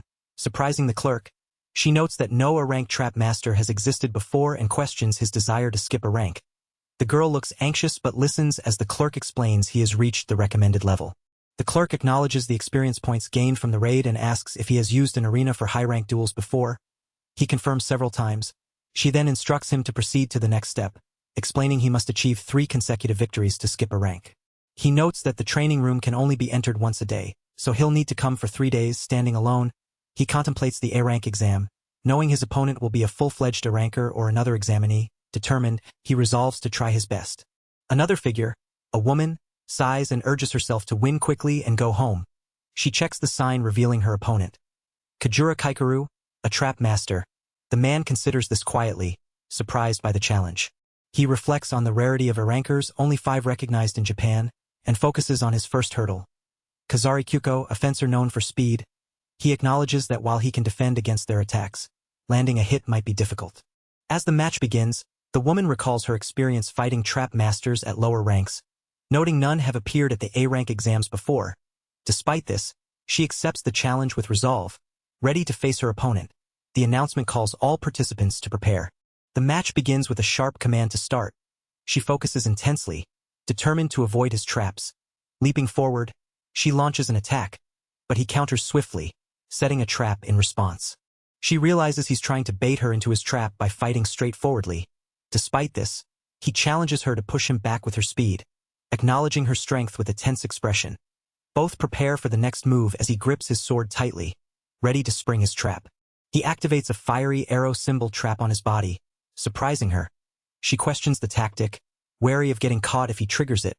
He thinks to himself that he must surprise her even more to gain the upper hand. As he leaps in for an attack, she reacts with shock and confusion. The battle intensifies with swift movements and sharp strikes, both fighters locked in a tense duel, each trying to outwit the other. He notices the fiery trap beneath him and reacts with shock. Determined, he braces himself and shouts his resolve to push forward despite the danger. She yells fiercely, demanding he not look down on her as she charges forward, flames swirling around her feet. The trap activates beneath her, but she remains focused and ready. The clash erupts with a powerful impact as he swings his sword, eyes locked on her. She struggles to respond, shouting in surprise and pain, their intense battle pushing both to their limits. She narrowly evades the trap after stepping on it. Shouting that it was close, he marvels at her skill, stunned that she dodged such a dangerous trap despite being a fencer. He realizes that if she can dodge traps after activating them, setting more traps is pointless. She narrows her eyes, noting the arrow trap is troublesome and resolves to attack from a safe position. He braces himself as she leaps forward, ready to strike. She discards her firearms, focusing on her swords, and he notes that her weapons work even at a distance. He prepares to defend against her approach as she charges. Overwhelmed but determined, he decides not to prolong the fight and pushes forward with a combined arrow and slash attack. She notices he has mixed trap symbols, complicating her defense. She narrowly dodges the combined attack, shouting in disbelief at his trap mastery. He admires her speed and observation, amazed she avoided such a complex trap. A flaming arrow symbol ignites as the opponent launches a fiery projectile. She realizes he combines arrow traps with flames to create deadly projectiles. Determined, she shifts her mindset, recalling her countless battles against wizards. Spotting him poised above, she braces herself as he prepares to strike from the air. Her eyes narrow, tracking his movement carefully while surrounded by flying swords. The enemy descends rapidly, forcing her to think quickly. She knows she must use a different arrow trap to counter him. Her gaze sharpens with resolve, vowing not to let him succeed. The clash erupts violently as she blocks his attack with her sword. Both fighters strain under the impact. Sweat and tension thicken the air as their fierce duel continues. He struggles under the intense close-range pressure, admitting it's been a long time since he's faced such a fight. He acknowledges her superior speed, power, and stamina. Realizing he's outmatched, with a cold resolve, she declares this is the end for him and orders him to give up, poised to strike decisively. Despite the dire situation, he apologizes but insists he must push through to reunite with them. Clenching his weapon, he steels himself, knowing he has only one clue to follow and that it's a sink-or-swim moment as he charges forward to meet her attack head-on. He reflects on one clear truth. She is terrifyingly fast. She dodges attacks effortlessly, relying on her physical prowess rather than complex tactics. He knows this is a sink-or-swim moment and shouts that the trap is set. He stabs forward, determined not to let her pass, but tells himself to ignore the pain. The trap combines an arrow symbol with a flash, signaling a deadly attack. Both leap into action, ready to clash. A bright flash erupts from the trap symbol on the ground. She narrows her eyes, frustrated, and charges forward with fierce resolve. The glowing arrow symbol hovers ominously as she prepares to counter. The flash blinds her momentarily, and she cries out in surprise. The enemy closes in swiftly, their clash imminent as tension spikes in the air. He commands the moment to strike now as their blades clash. The enemy leaping with sword raised high. She grimaces in pain as he tugs fiercely, catching her off guard. She reels back, shielding herself from the force of his attack, while he lunges forward with determination, the air crackling around them. A glowing light surrounds her as a voice declares the damage threshold surpassed and the simulation ending. He explains it wasn't a fighting ability, but a pattern she couldn't recognize. They exchange a respectful thank you for the fight. Frustrated, she yells that she lost and demands to know what he's doing. Lamenting she must return another day. He listens silently as she vents her pain and disappointment. He clenches his fist, warning to remember this moment, reflecting. He admits he didn't notice her youth during their fight because of her strength, but she's definitely much younger.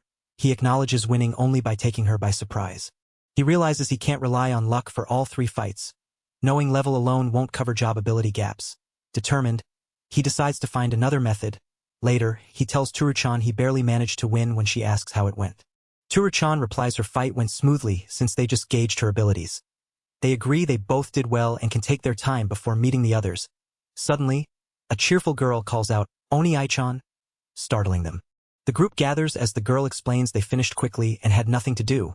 He notes Turu-chan seems in high spirits, and she confirms it. Smiling, she announces they're all going to hot springs, lifting everyone's mood. The conversation turns to guarding a hot springs town, with the Reize Adventurer Training Hall as the setting. The facility is explained as a self-governing joint business between Reize and the Adventurer Association, regularly dispatching adventurers to ensure constant presence. The young man questions if they serve as guards. The girl admits she was mostly on defense after her stealth ran out, and the man praises her effort. They prepare to switch fighters as a cheerful girl challenges him to a fight, promising to beat him up too. The man clarifies that the guards simply delve into dungeons as they appear, wondering if anything unusual is involved. The woman explains that dungeons appearing there can be cleared at the dispatched adventurer's discretion, with no auction or management involved. The girl asks if he wants to speedrun it. While the woman stresses her desire to guarantee the hot springs town's safety quickly, it's noted that adventurers benefit by entering the dungeon as soon as possible. A fierce fight erupts, with the girl demanding a rematch with a handicap. The woman steps up next. While the girl asks if the guard duty will be handled by just one person, the woman confirms only 1 or 2 people will be stationed permanently, but they will all go together this weekend. The girl reacts with concern, realizing what that implies. Excitement bursts as a girl exclaims they can bathe in the hot springs, her eyes sparkling with joy. Another cheerfully declares her love for hot springs. while a calm voice questions if such an ulterior motive is all right. Plans are made to bring luggage, and keys for the rental car are handed over with thanks. The group heads toward the bus stop, curious about the local public transport and the kind of people living there. Suddenly, the girl stumbles into a crowd, apologizing as she collides with a serious-looking girl who admits she hates encountering large groups. Especially when unwell, the atmosphere tightens with the tension of the unexpected meeting. Recognition dawns as the serious girl and the boy lock eyes, both startled. The girl calls out, and the boy responds in shock, their surprise filling the air as the moment of confrontation unfolds. The bus announces the next stop as the boy notices a girl staring at him intently from behind. He feels awkward under her gaze, wondering why she's watching him so closely. The girl thinks about his arrival with his party and senses something off about him. The girl, sitting with 3 other women, wonders if the boy is a playboy and feels irritated that she lost to such a carefree guy. She glares at him, questioning if she really upset him that much. Suddenly, a cheerful voice calls out to the boy, offering snacks and addressing him as Oni-chan. The girl's suspicion deepens as she notes the boy and the cheerful girl don't look like siblings. She jumps to the conclusion that he might be a Lilicon too, recoiling in disgust. Meanwhile, the boy is asked about his meeting with the young lady of the Kiryuin family, prompting a tense reaction as he struggles to explain. The scene shifts to the Kiryuin family's residence where a young lady declares her determination to become a proper lady worthy of her family's name. Refusing to be held down by failure, an older woman acknowledges her progress. While a man worries about the consequences, the boy quietly hopes she will become a great adventurer. As the young lady's resolve fills the room with energy, a girl sharply asks if the boy knows a certain girl, but he nervously denies it, saying they just happen to be together. She scolds him as a pervert, urging them to hurry and leave, feeling foolish for being so close behind him and wondering where they're even going.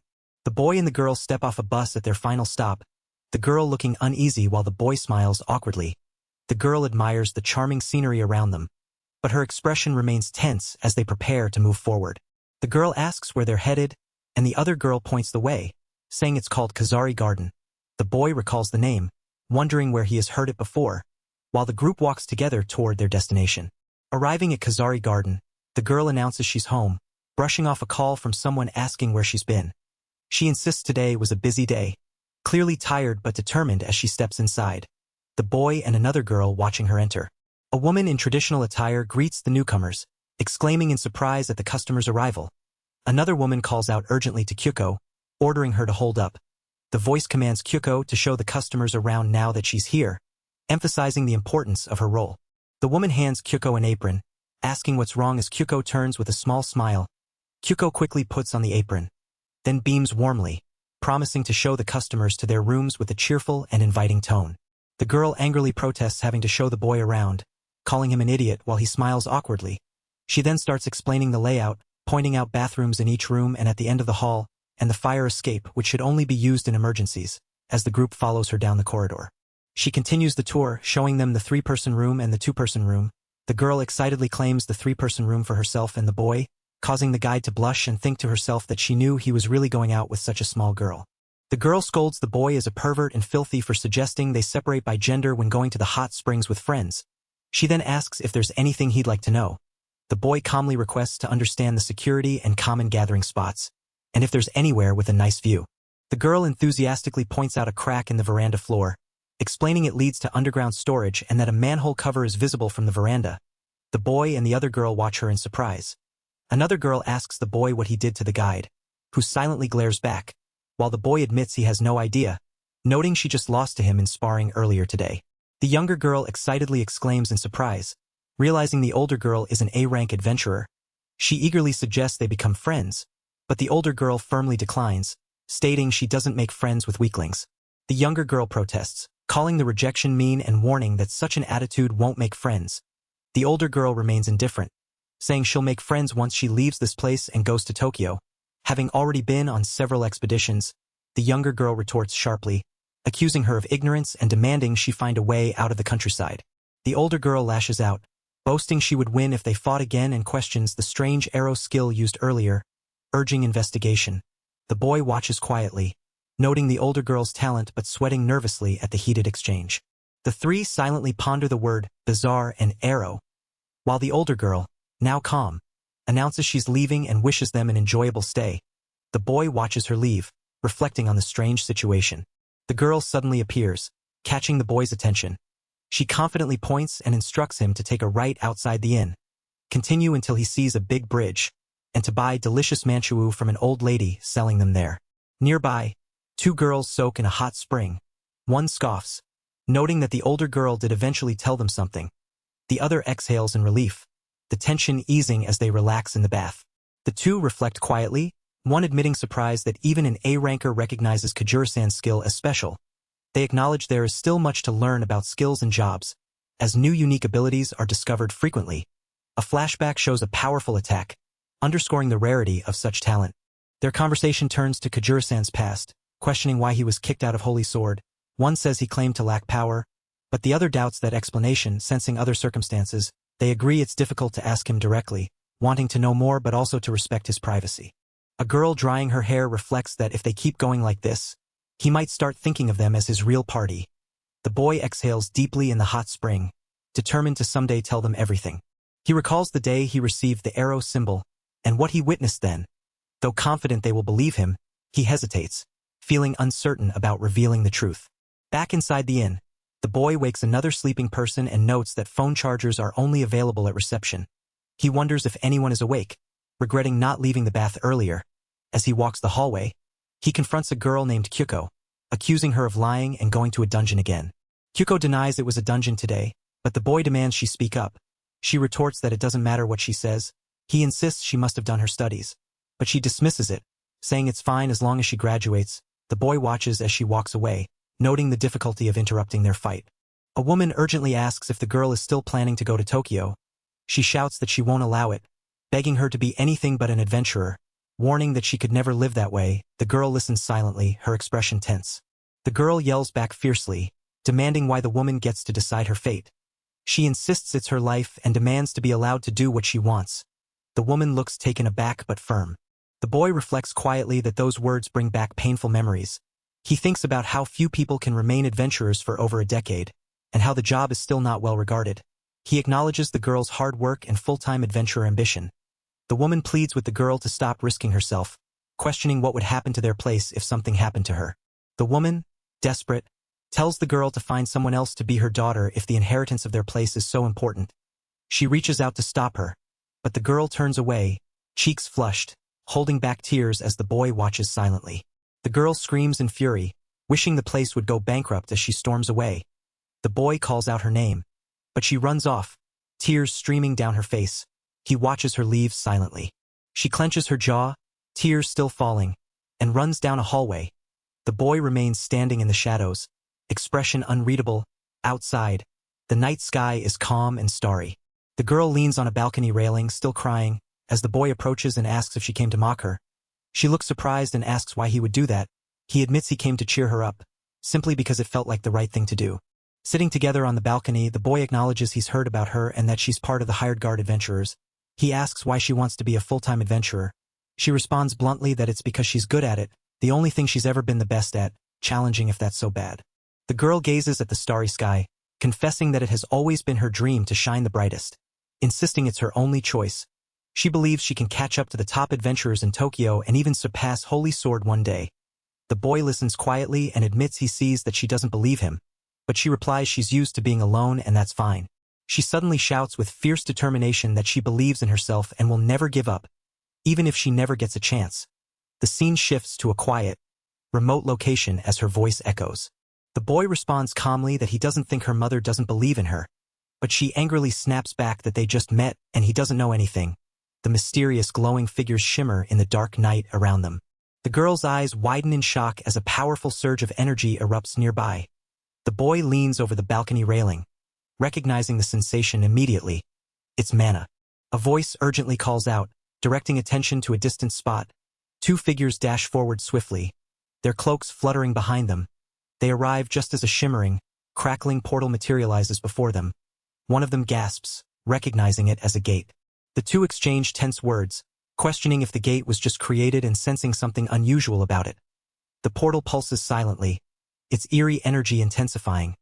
Suddenly, a strange, mechanical creature with a spring-like tongue emerges from the gate.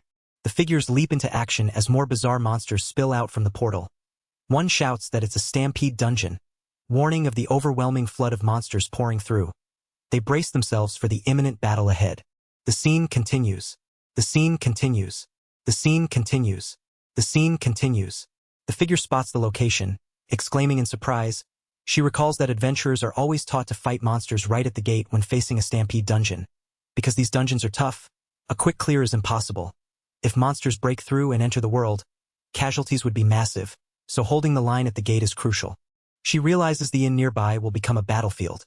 Another figure calls her name, Kazari, urging her to help despite her reluctance.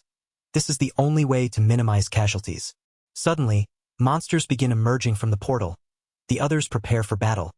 But one tells Kazari she looks strong and will manage even without his help. Kazari's resolve is questioned as the other insists she can't handle this alone and demands she stop. Fearing for her life, she struggles, shouting for him to let go. But he holds firm, desperate to protect her. Kazari narrowly dodges a monstrous attack, eyes wide with shock as the creature lunges. She counters with a swift strike, shattering part of the environment. Her focus sharpens, preparing for the next move. She yells in defiance, refusing to stand by as the inn faces destruction. Her determination radiates fiercely, catching Kazari off guard. Kazari is called urgently by a voice, the tension rising as he learns reinforcements will take half an hour to arrive. He agonizes over the impossible choice. Wait or defend alone.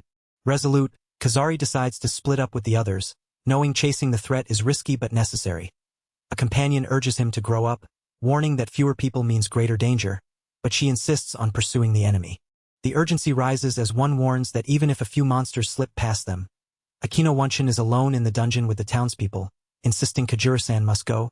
He hesitates, but she commands him to trust her this time. Kajura-san's resolve strengthens as she declares their group, Vestige, will face the toughest path together. He agrees, but cautions her to be careful. A determined ally stands beside them, ready for the challenge. The two prepare to enter the dungeon. With a warning about its high difficulty level, the other member confidently promises to handle the situation, prompting a fierce charge forward.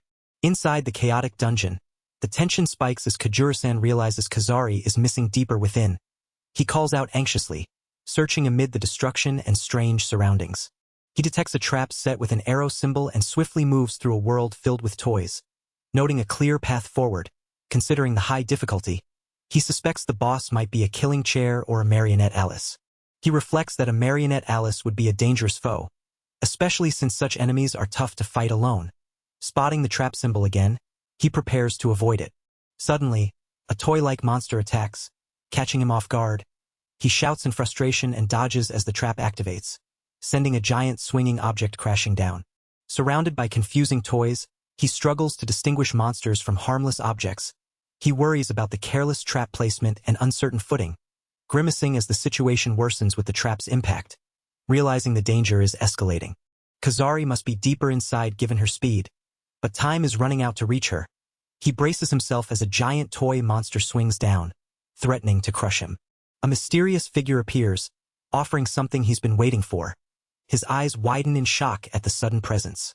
The sensation is familiar, matching a past experience. He stares at a card displaying the arrow symbol, realizing the significance.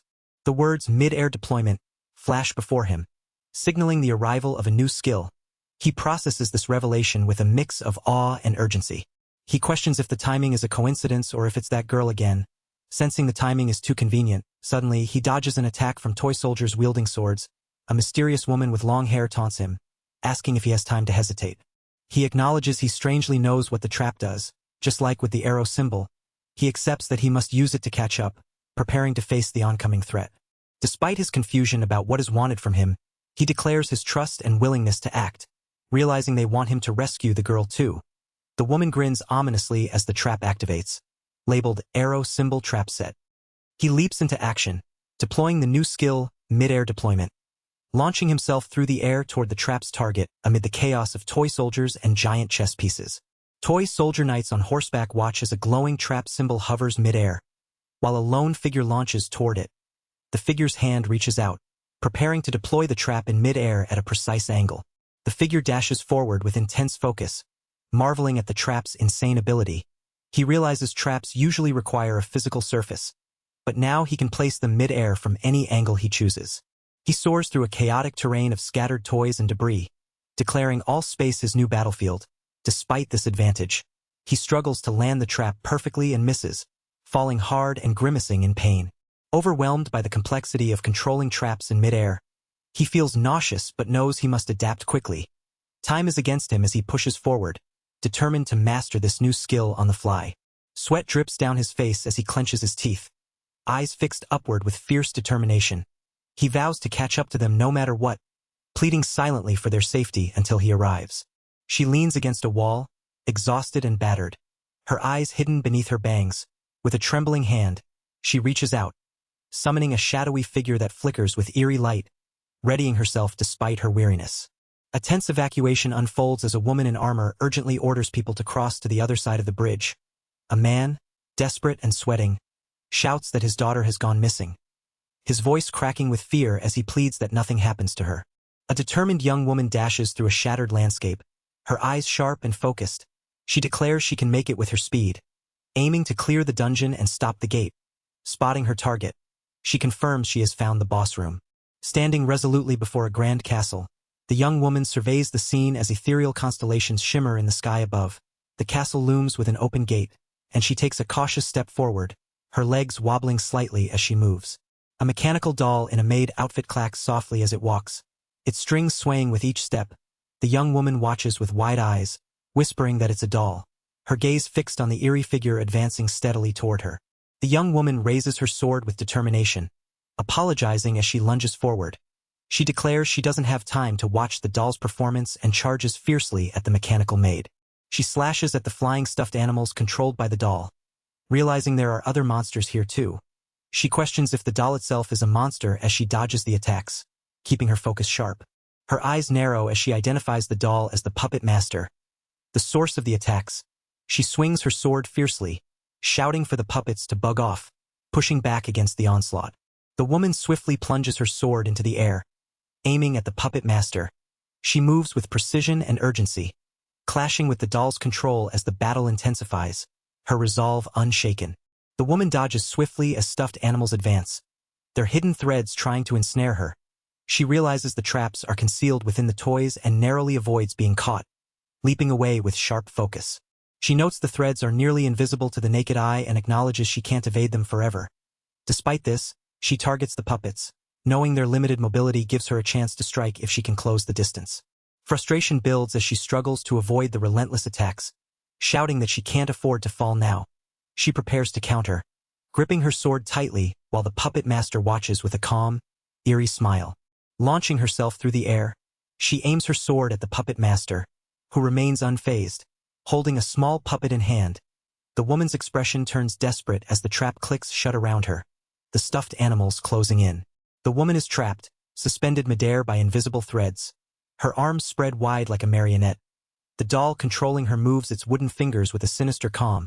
She struggles, sweat and dirt marking her face, frustration mounting as she admits she can't even lift a finger. Suddenly, her arm twitches involuntarily, jerking forward as the doll watches with a blank expression. Her eyes widen in shock as her hand grasps the sword's hilt, the blade gleaming sharply.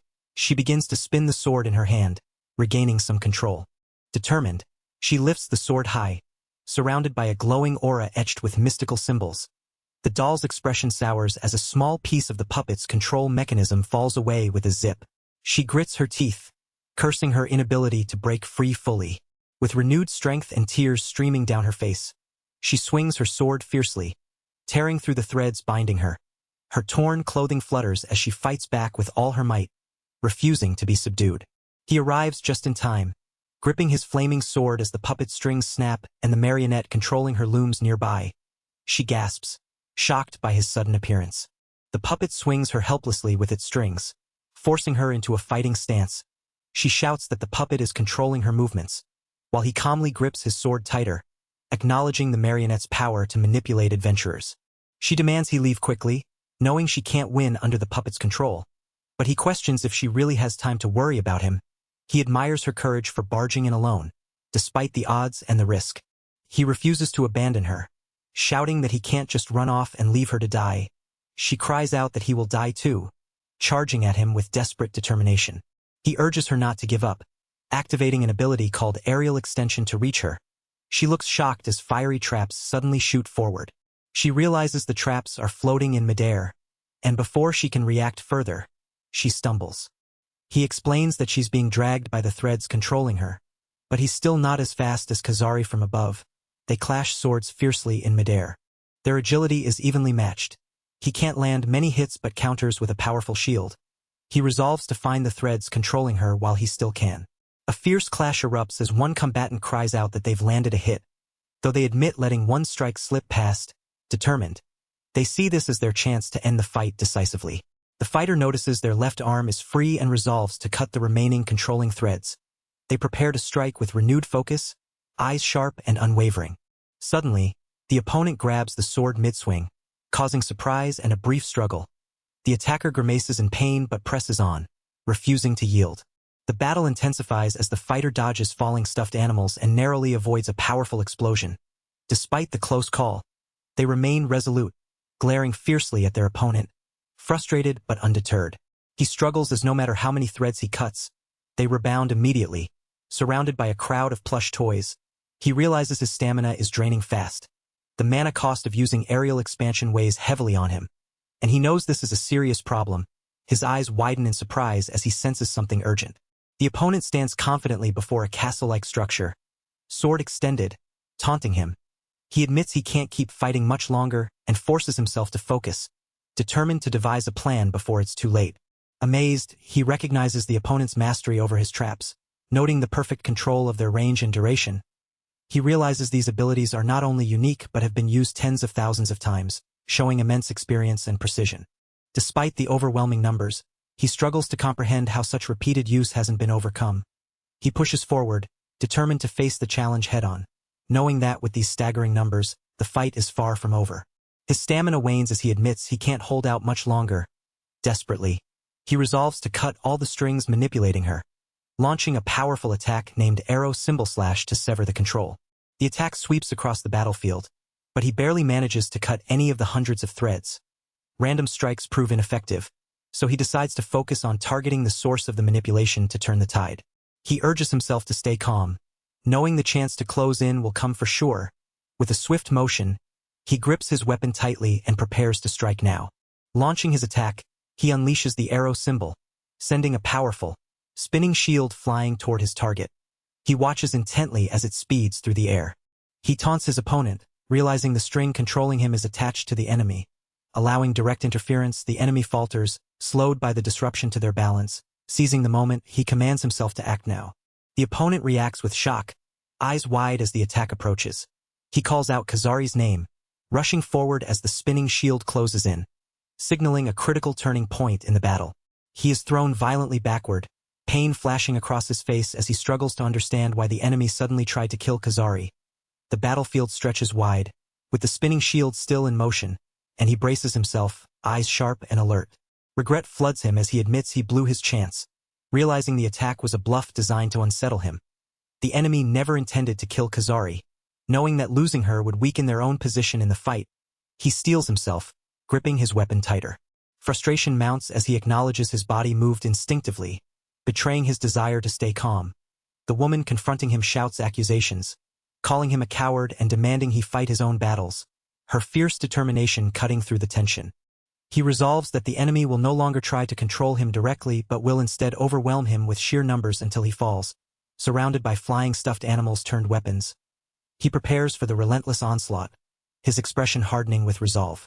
A barrage of flying stuffed animals armed with weapons hurtles toward the fighters. Kazari and his opponent dive through the air, clashing swords mid-fall, the impact forcing a grunt of pain. The battlefield below is crowded with combatants rushing forward.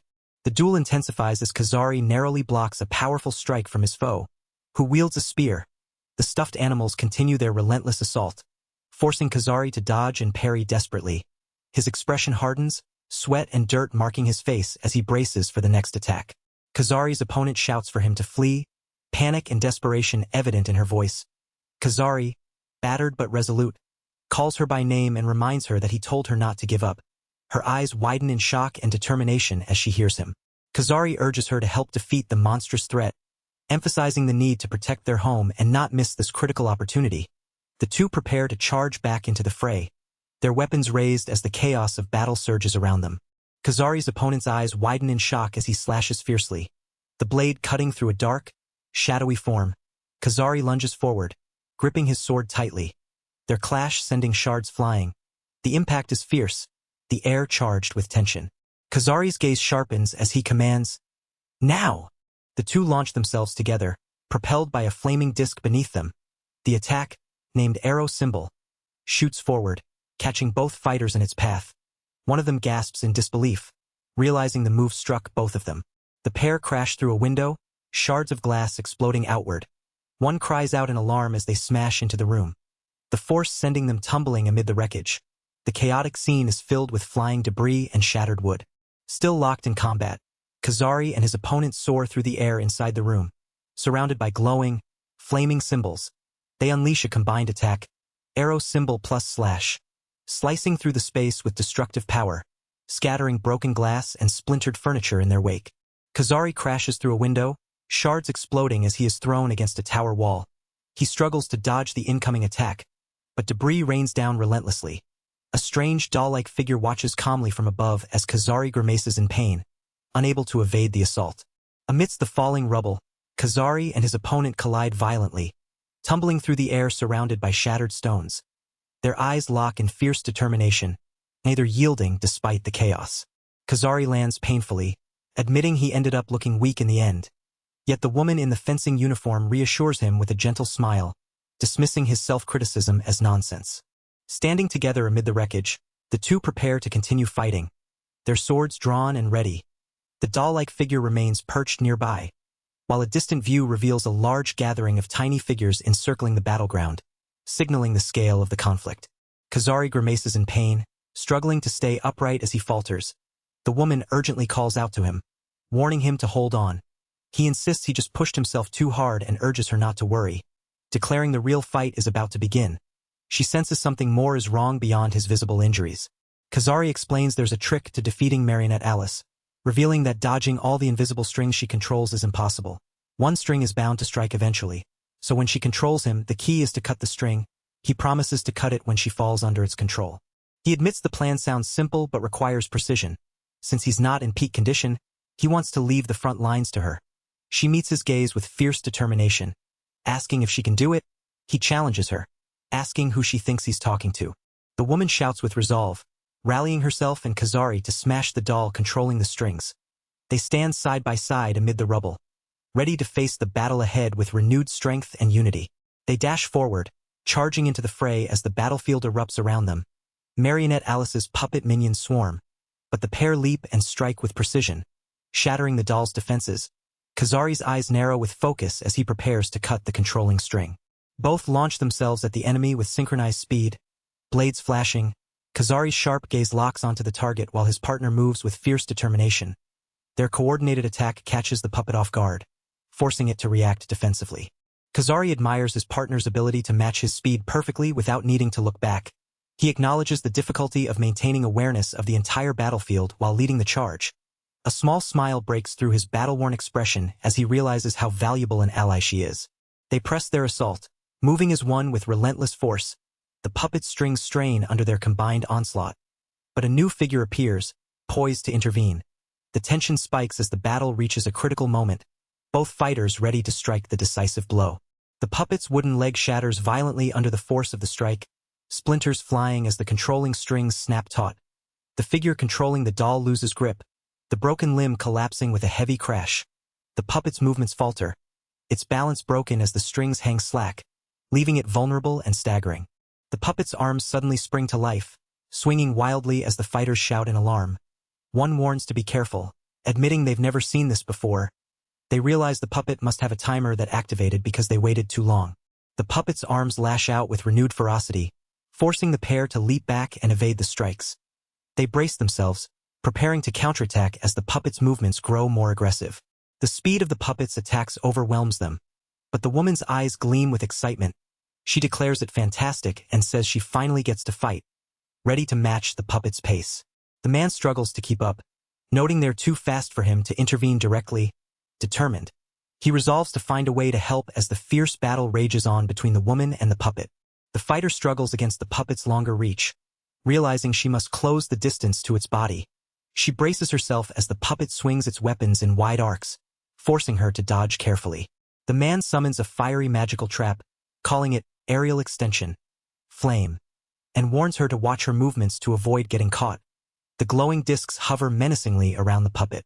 The woman notices the puppet pulling its weapons closer to its body. Preparing for a new tactic, she steels herself and charges forward with determination, ready to strike. She stomps fiercely, breaking through the puppet's defenses as the man shouts an urgent command to take her down. The battle intensifies with their coordinated assault. She shouts fiercely that she will never lose, especially not in a sword fight, as she lunges forward with determination. Her blade slices through the puppet, shattering it into pieces, and she declares the battle over as she charges ahead with resolve. The puppet suddenly opens its mouth wide, launching a sharp needle at her, and the man calls out the words needle poison. In alarm, the puppet taunts her, saying she won't get the drop on it again, as the needle flies toward her while she braces herself, eyes wide with shock. The woman lunges forward with fierce determination, shouting Kazari's name as she aims her sword. Kazari, airborne and wielding his blade, prepares to strike back against a masked opponent wielding twin sticks. The tension spikes as she reaches out, her expression fierce and desperate. Kazari leaps high into the air, sword raised, as a barrage of arrows rains down on the battlefield below, piercing through the enemy ranks. The chaos of the fight intensifies with the relentless assault. The woman clenches her fist tightly, shouting triumphantly that they have won. Kazari reaches out to touch her hand in a victorious gesture, both catching their breath after the fierce battle. They exchange relieved smiles, celebrating their hard-fought success. The woman comments on the eerie precision of the final arrow's timing, calling it creepy. Kazari responds with a wry smile, telling her to phrase it more kindly. Suddenly, a glowing portal appears before them, and Kazari declares it the completion gate, signaling the next stage of their journey. The monster should have stopped spawning, but Kazari warns there might still be chaos ahead and urges to hurry. She looks anxiously at the glowing gate, praying silently for safety on the other side. Both dash forward through the portal. Night falls over a traditional building as Kazari steps through the gate, surrounded by a faint glow. The quiet calm contrasts with the recent battle's intensity. Kazari and her companion exchange tired but relieved looks. He praises her quietly, and she gazes upward, exhausted but hopeful. She calls him Oni-chan with warmth, affirming their bond. Two women, one standing in a uniform and the other seated with a bright smile, greet Kazari and her companion. The seated woman joyfully announces they defeated all the monsters, while the uniformed woman warmly welcomes them back. Night falls as a voice quietly declares, "Yeah, I'm back." A woman sighs in relief, reflecting on her difficult choice between staying to protect her lady or stealthily entering the dungeon after them. She marvels that just two managed to clear a stampede dungeon, feeling grateful it ended without too much trouble. A wounded Kazari limps along a bridge, grimacing in pain. A woman tending to others nearby assures that a healer will arrive soon and urges patience. Suddenly, a man in traditional attire calls out loudly, "Kyuko!" startling her. The man angrily confronts Kazari, berating her for risking herself with reckless actions. He insists she should leave such dangerous matters to the experts. Kazari listens silently, her expression unreadable but tense. Kazari tries to calm the man, asking him to relax and suggesting he should appreciate his daughter more. The man looks conflicted and speechless as Kazari turns away. Walking alone across the bridge under the night sky, he struggles to find words, whispering, "I." A man confesses his deep worry, saying he doesn't care what happens to the house as long as she stays safe. She listens quietly, acknowledging that her desire to be an adventurer will inevitably cause pain to her mother, but she can't give up. Resolute, she declares she will never give up. She firmly tells her mother that she plans to move to Tokyo after graduation. She admits she wants to be an adventurer, apologizing for worrying her mother and stating she doesn't need her approval. With fierce determination, she vows to return home after conquering every dungeon in the world. She promises to become the strongest adventurer so no one will ever get hurt again, and asks her mother to smile when she returns, assuring her there's no need to worry. The man wonders quietly when she grew taller than him as they stand facing each other on the bridge under the night sky. He looks contemplative while she remains still, their silent moments stretching as he slowly turns away. He asks her to bring some manju when she returns, saying it will make her grandmother happy. Then he admits he won't feel like eating them when she's not around, and she listens, her eyes glistening with emotion. He adds that he will miss them too. She quietly agrees with a simple okay. As they stand side by side on the bridge beneath the starry sky, the scene shifts to a peaceful night view of a traditional house, where she lies asleep, the quiet sounds of nature filling the air. The next morning, she walks along a path and notices a young man washing his hands at a water fountain. He greets her with a casual. He asks if she's training early, and she admits it's something like that. She thinks to herself that she needs to thank him for yesterday but finds herself unable to speak, puzzled by her silence. The sound of footsteps echoes steadily, punctuated by a questioning whisper of why? A girl's eyes spiral with confusion and shock. Her cheeks flush deeply as she gasps. Her expression reveals a mix of disbelief and intense emotion, as if something unexpected has just struck her to the core. She panics, telling him to wait and hold up, unable to process the moment. He asks if she's glad she could talk things out with her mom, and she quietly agrees. He reassures himself it's just the suspension bridge effect, not that she's super easy to charm. She pleads for him not to talk to her right now, but he insists, saying he has something important to discuss and invites her to come with him.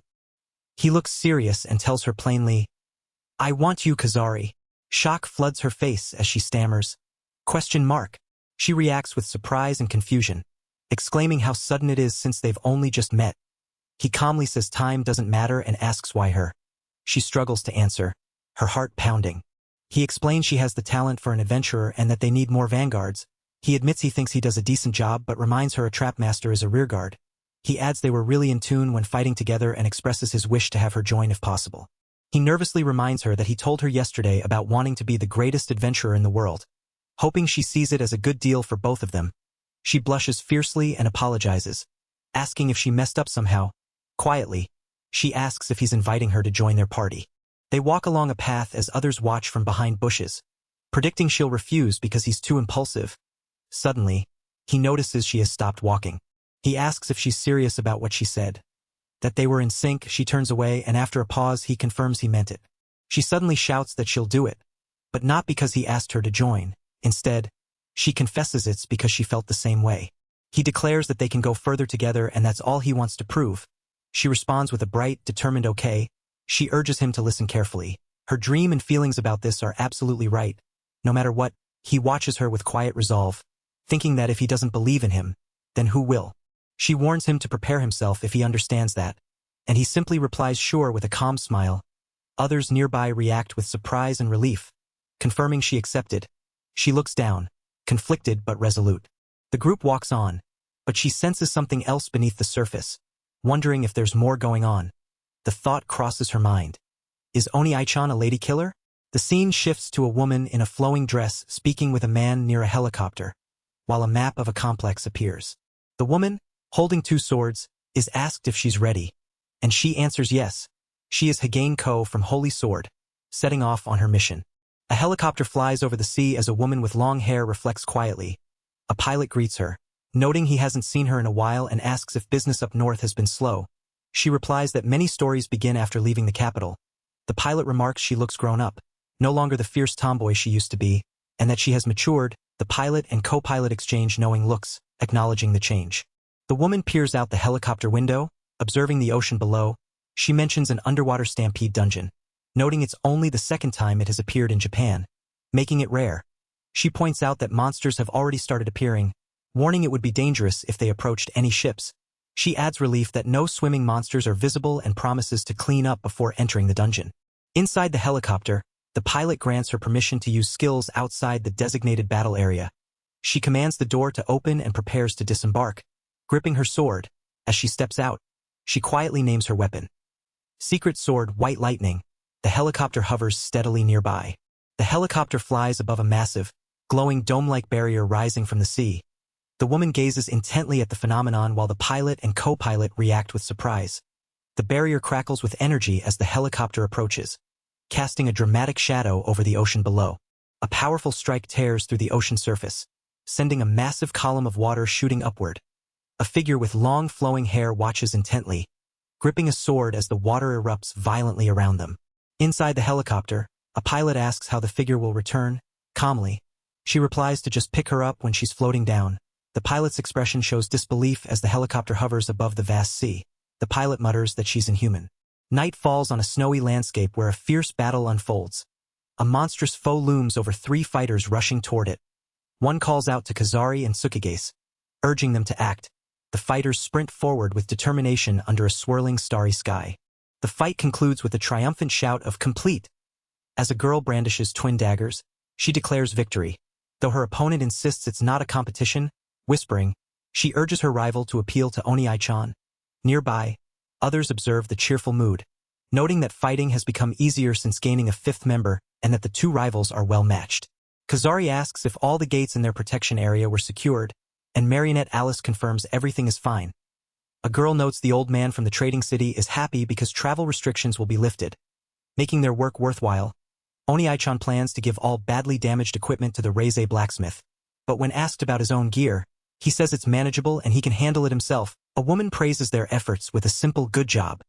Marionette Alice observes that Oni-chan enjoys maintenance, comparing him to an adventure machine. He admits it gets easier the more he handles his equipment. She wonders why he's a former member of Holy Sword, calling it unfair. He reflects that it's the first time he's met someone who trains more and is better prepared than himself. She resolves to face whatever challenge comes next, confident and ready. The group cleans and prepares their weapons, with Oni-chan smiling as he thinks they now have a good party. He addresses everyone, saying he has something important to share while they move. When asked what it is, he reveals he wants to explain how he learned to use the skill arrow symbol.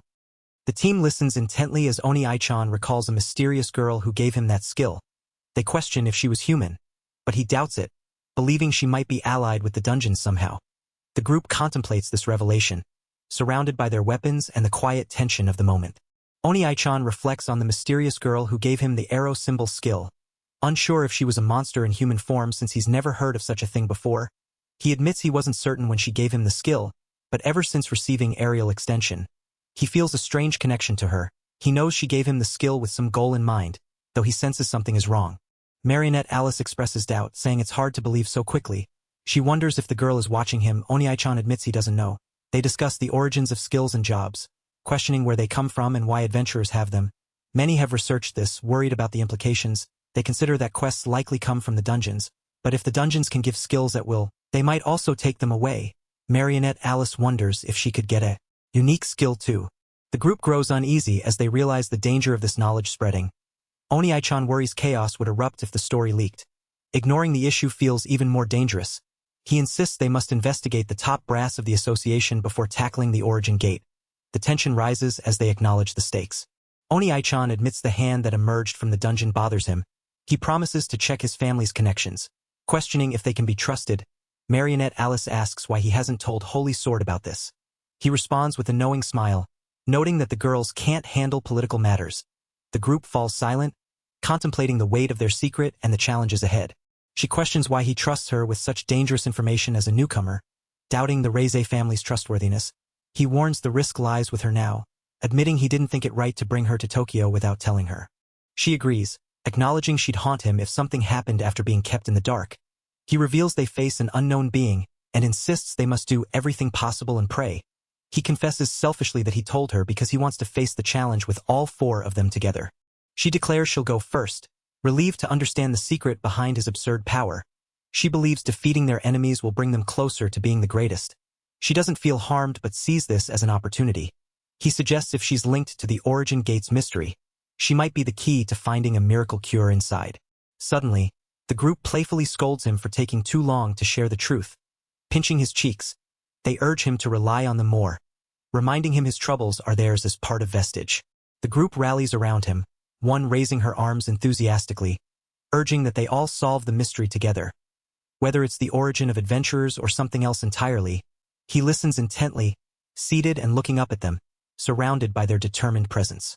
Their faces fill the frame in confident close-ups, each affirming their resolve with a unified shout to move forward and face the challenge head-on. The conversation shifts as he asks about their next destination. She explains that before joining the Origin Gate expedition, they must meet 2 conditions. First, he must become an A-rank adventurer, which he is working on, and second, they need to clear a high-rank dungeon, ominously marked off with keep-out tape and crackling energy.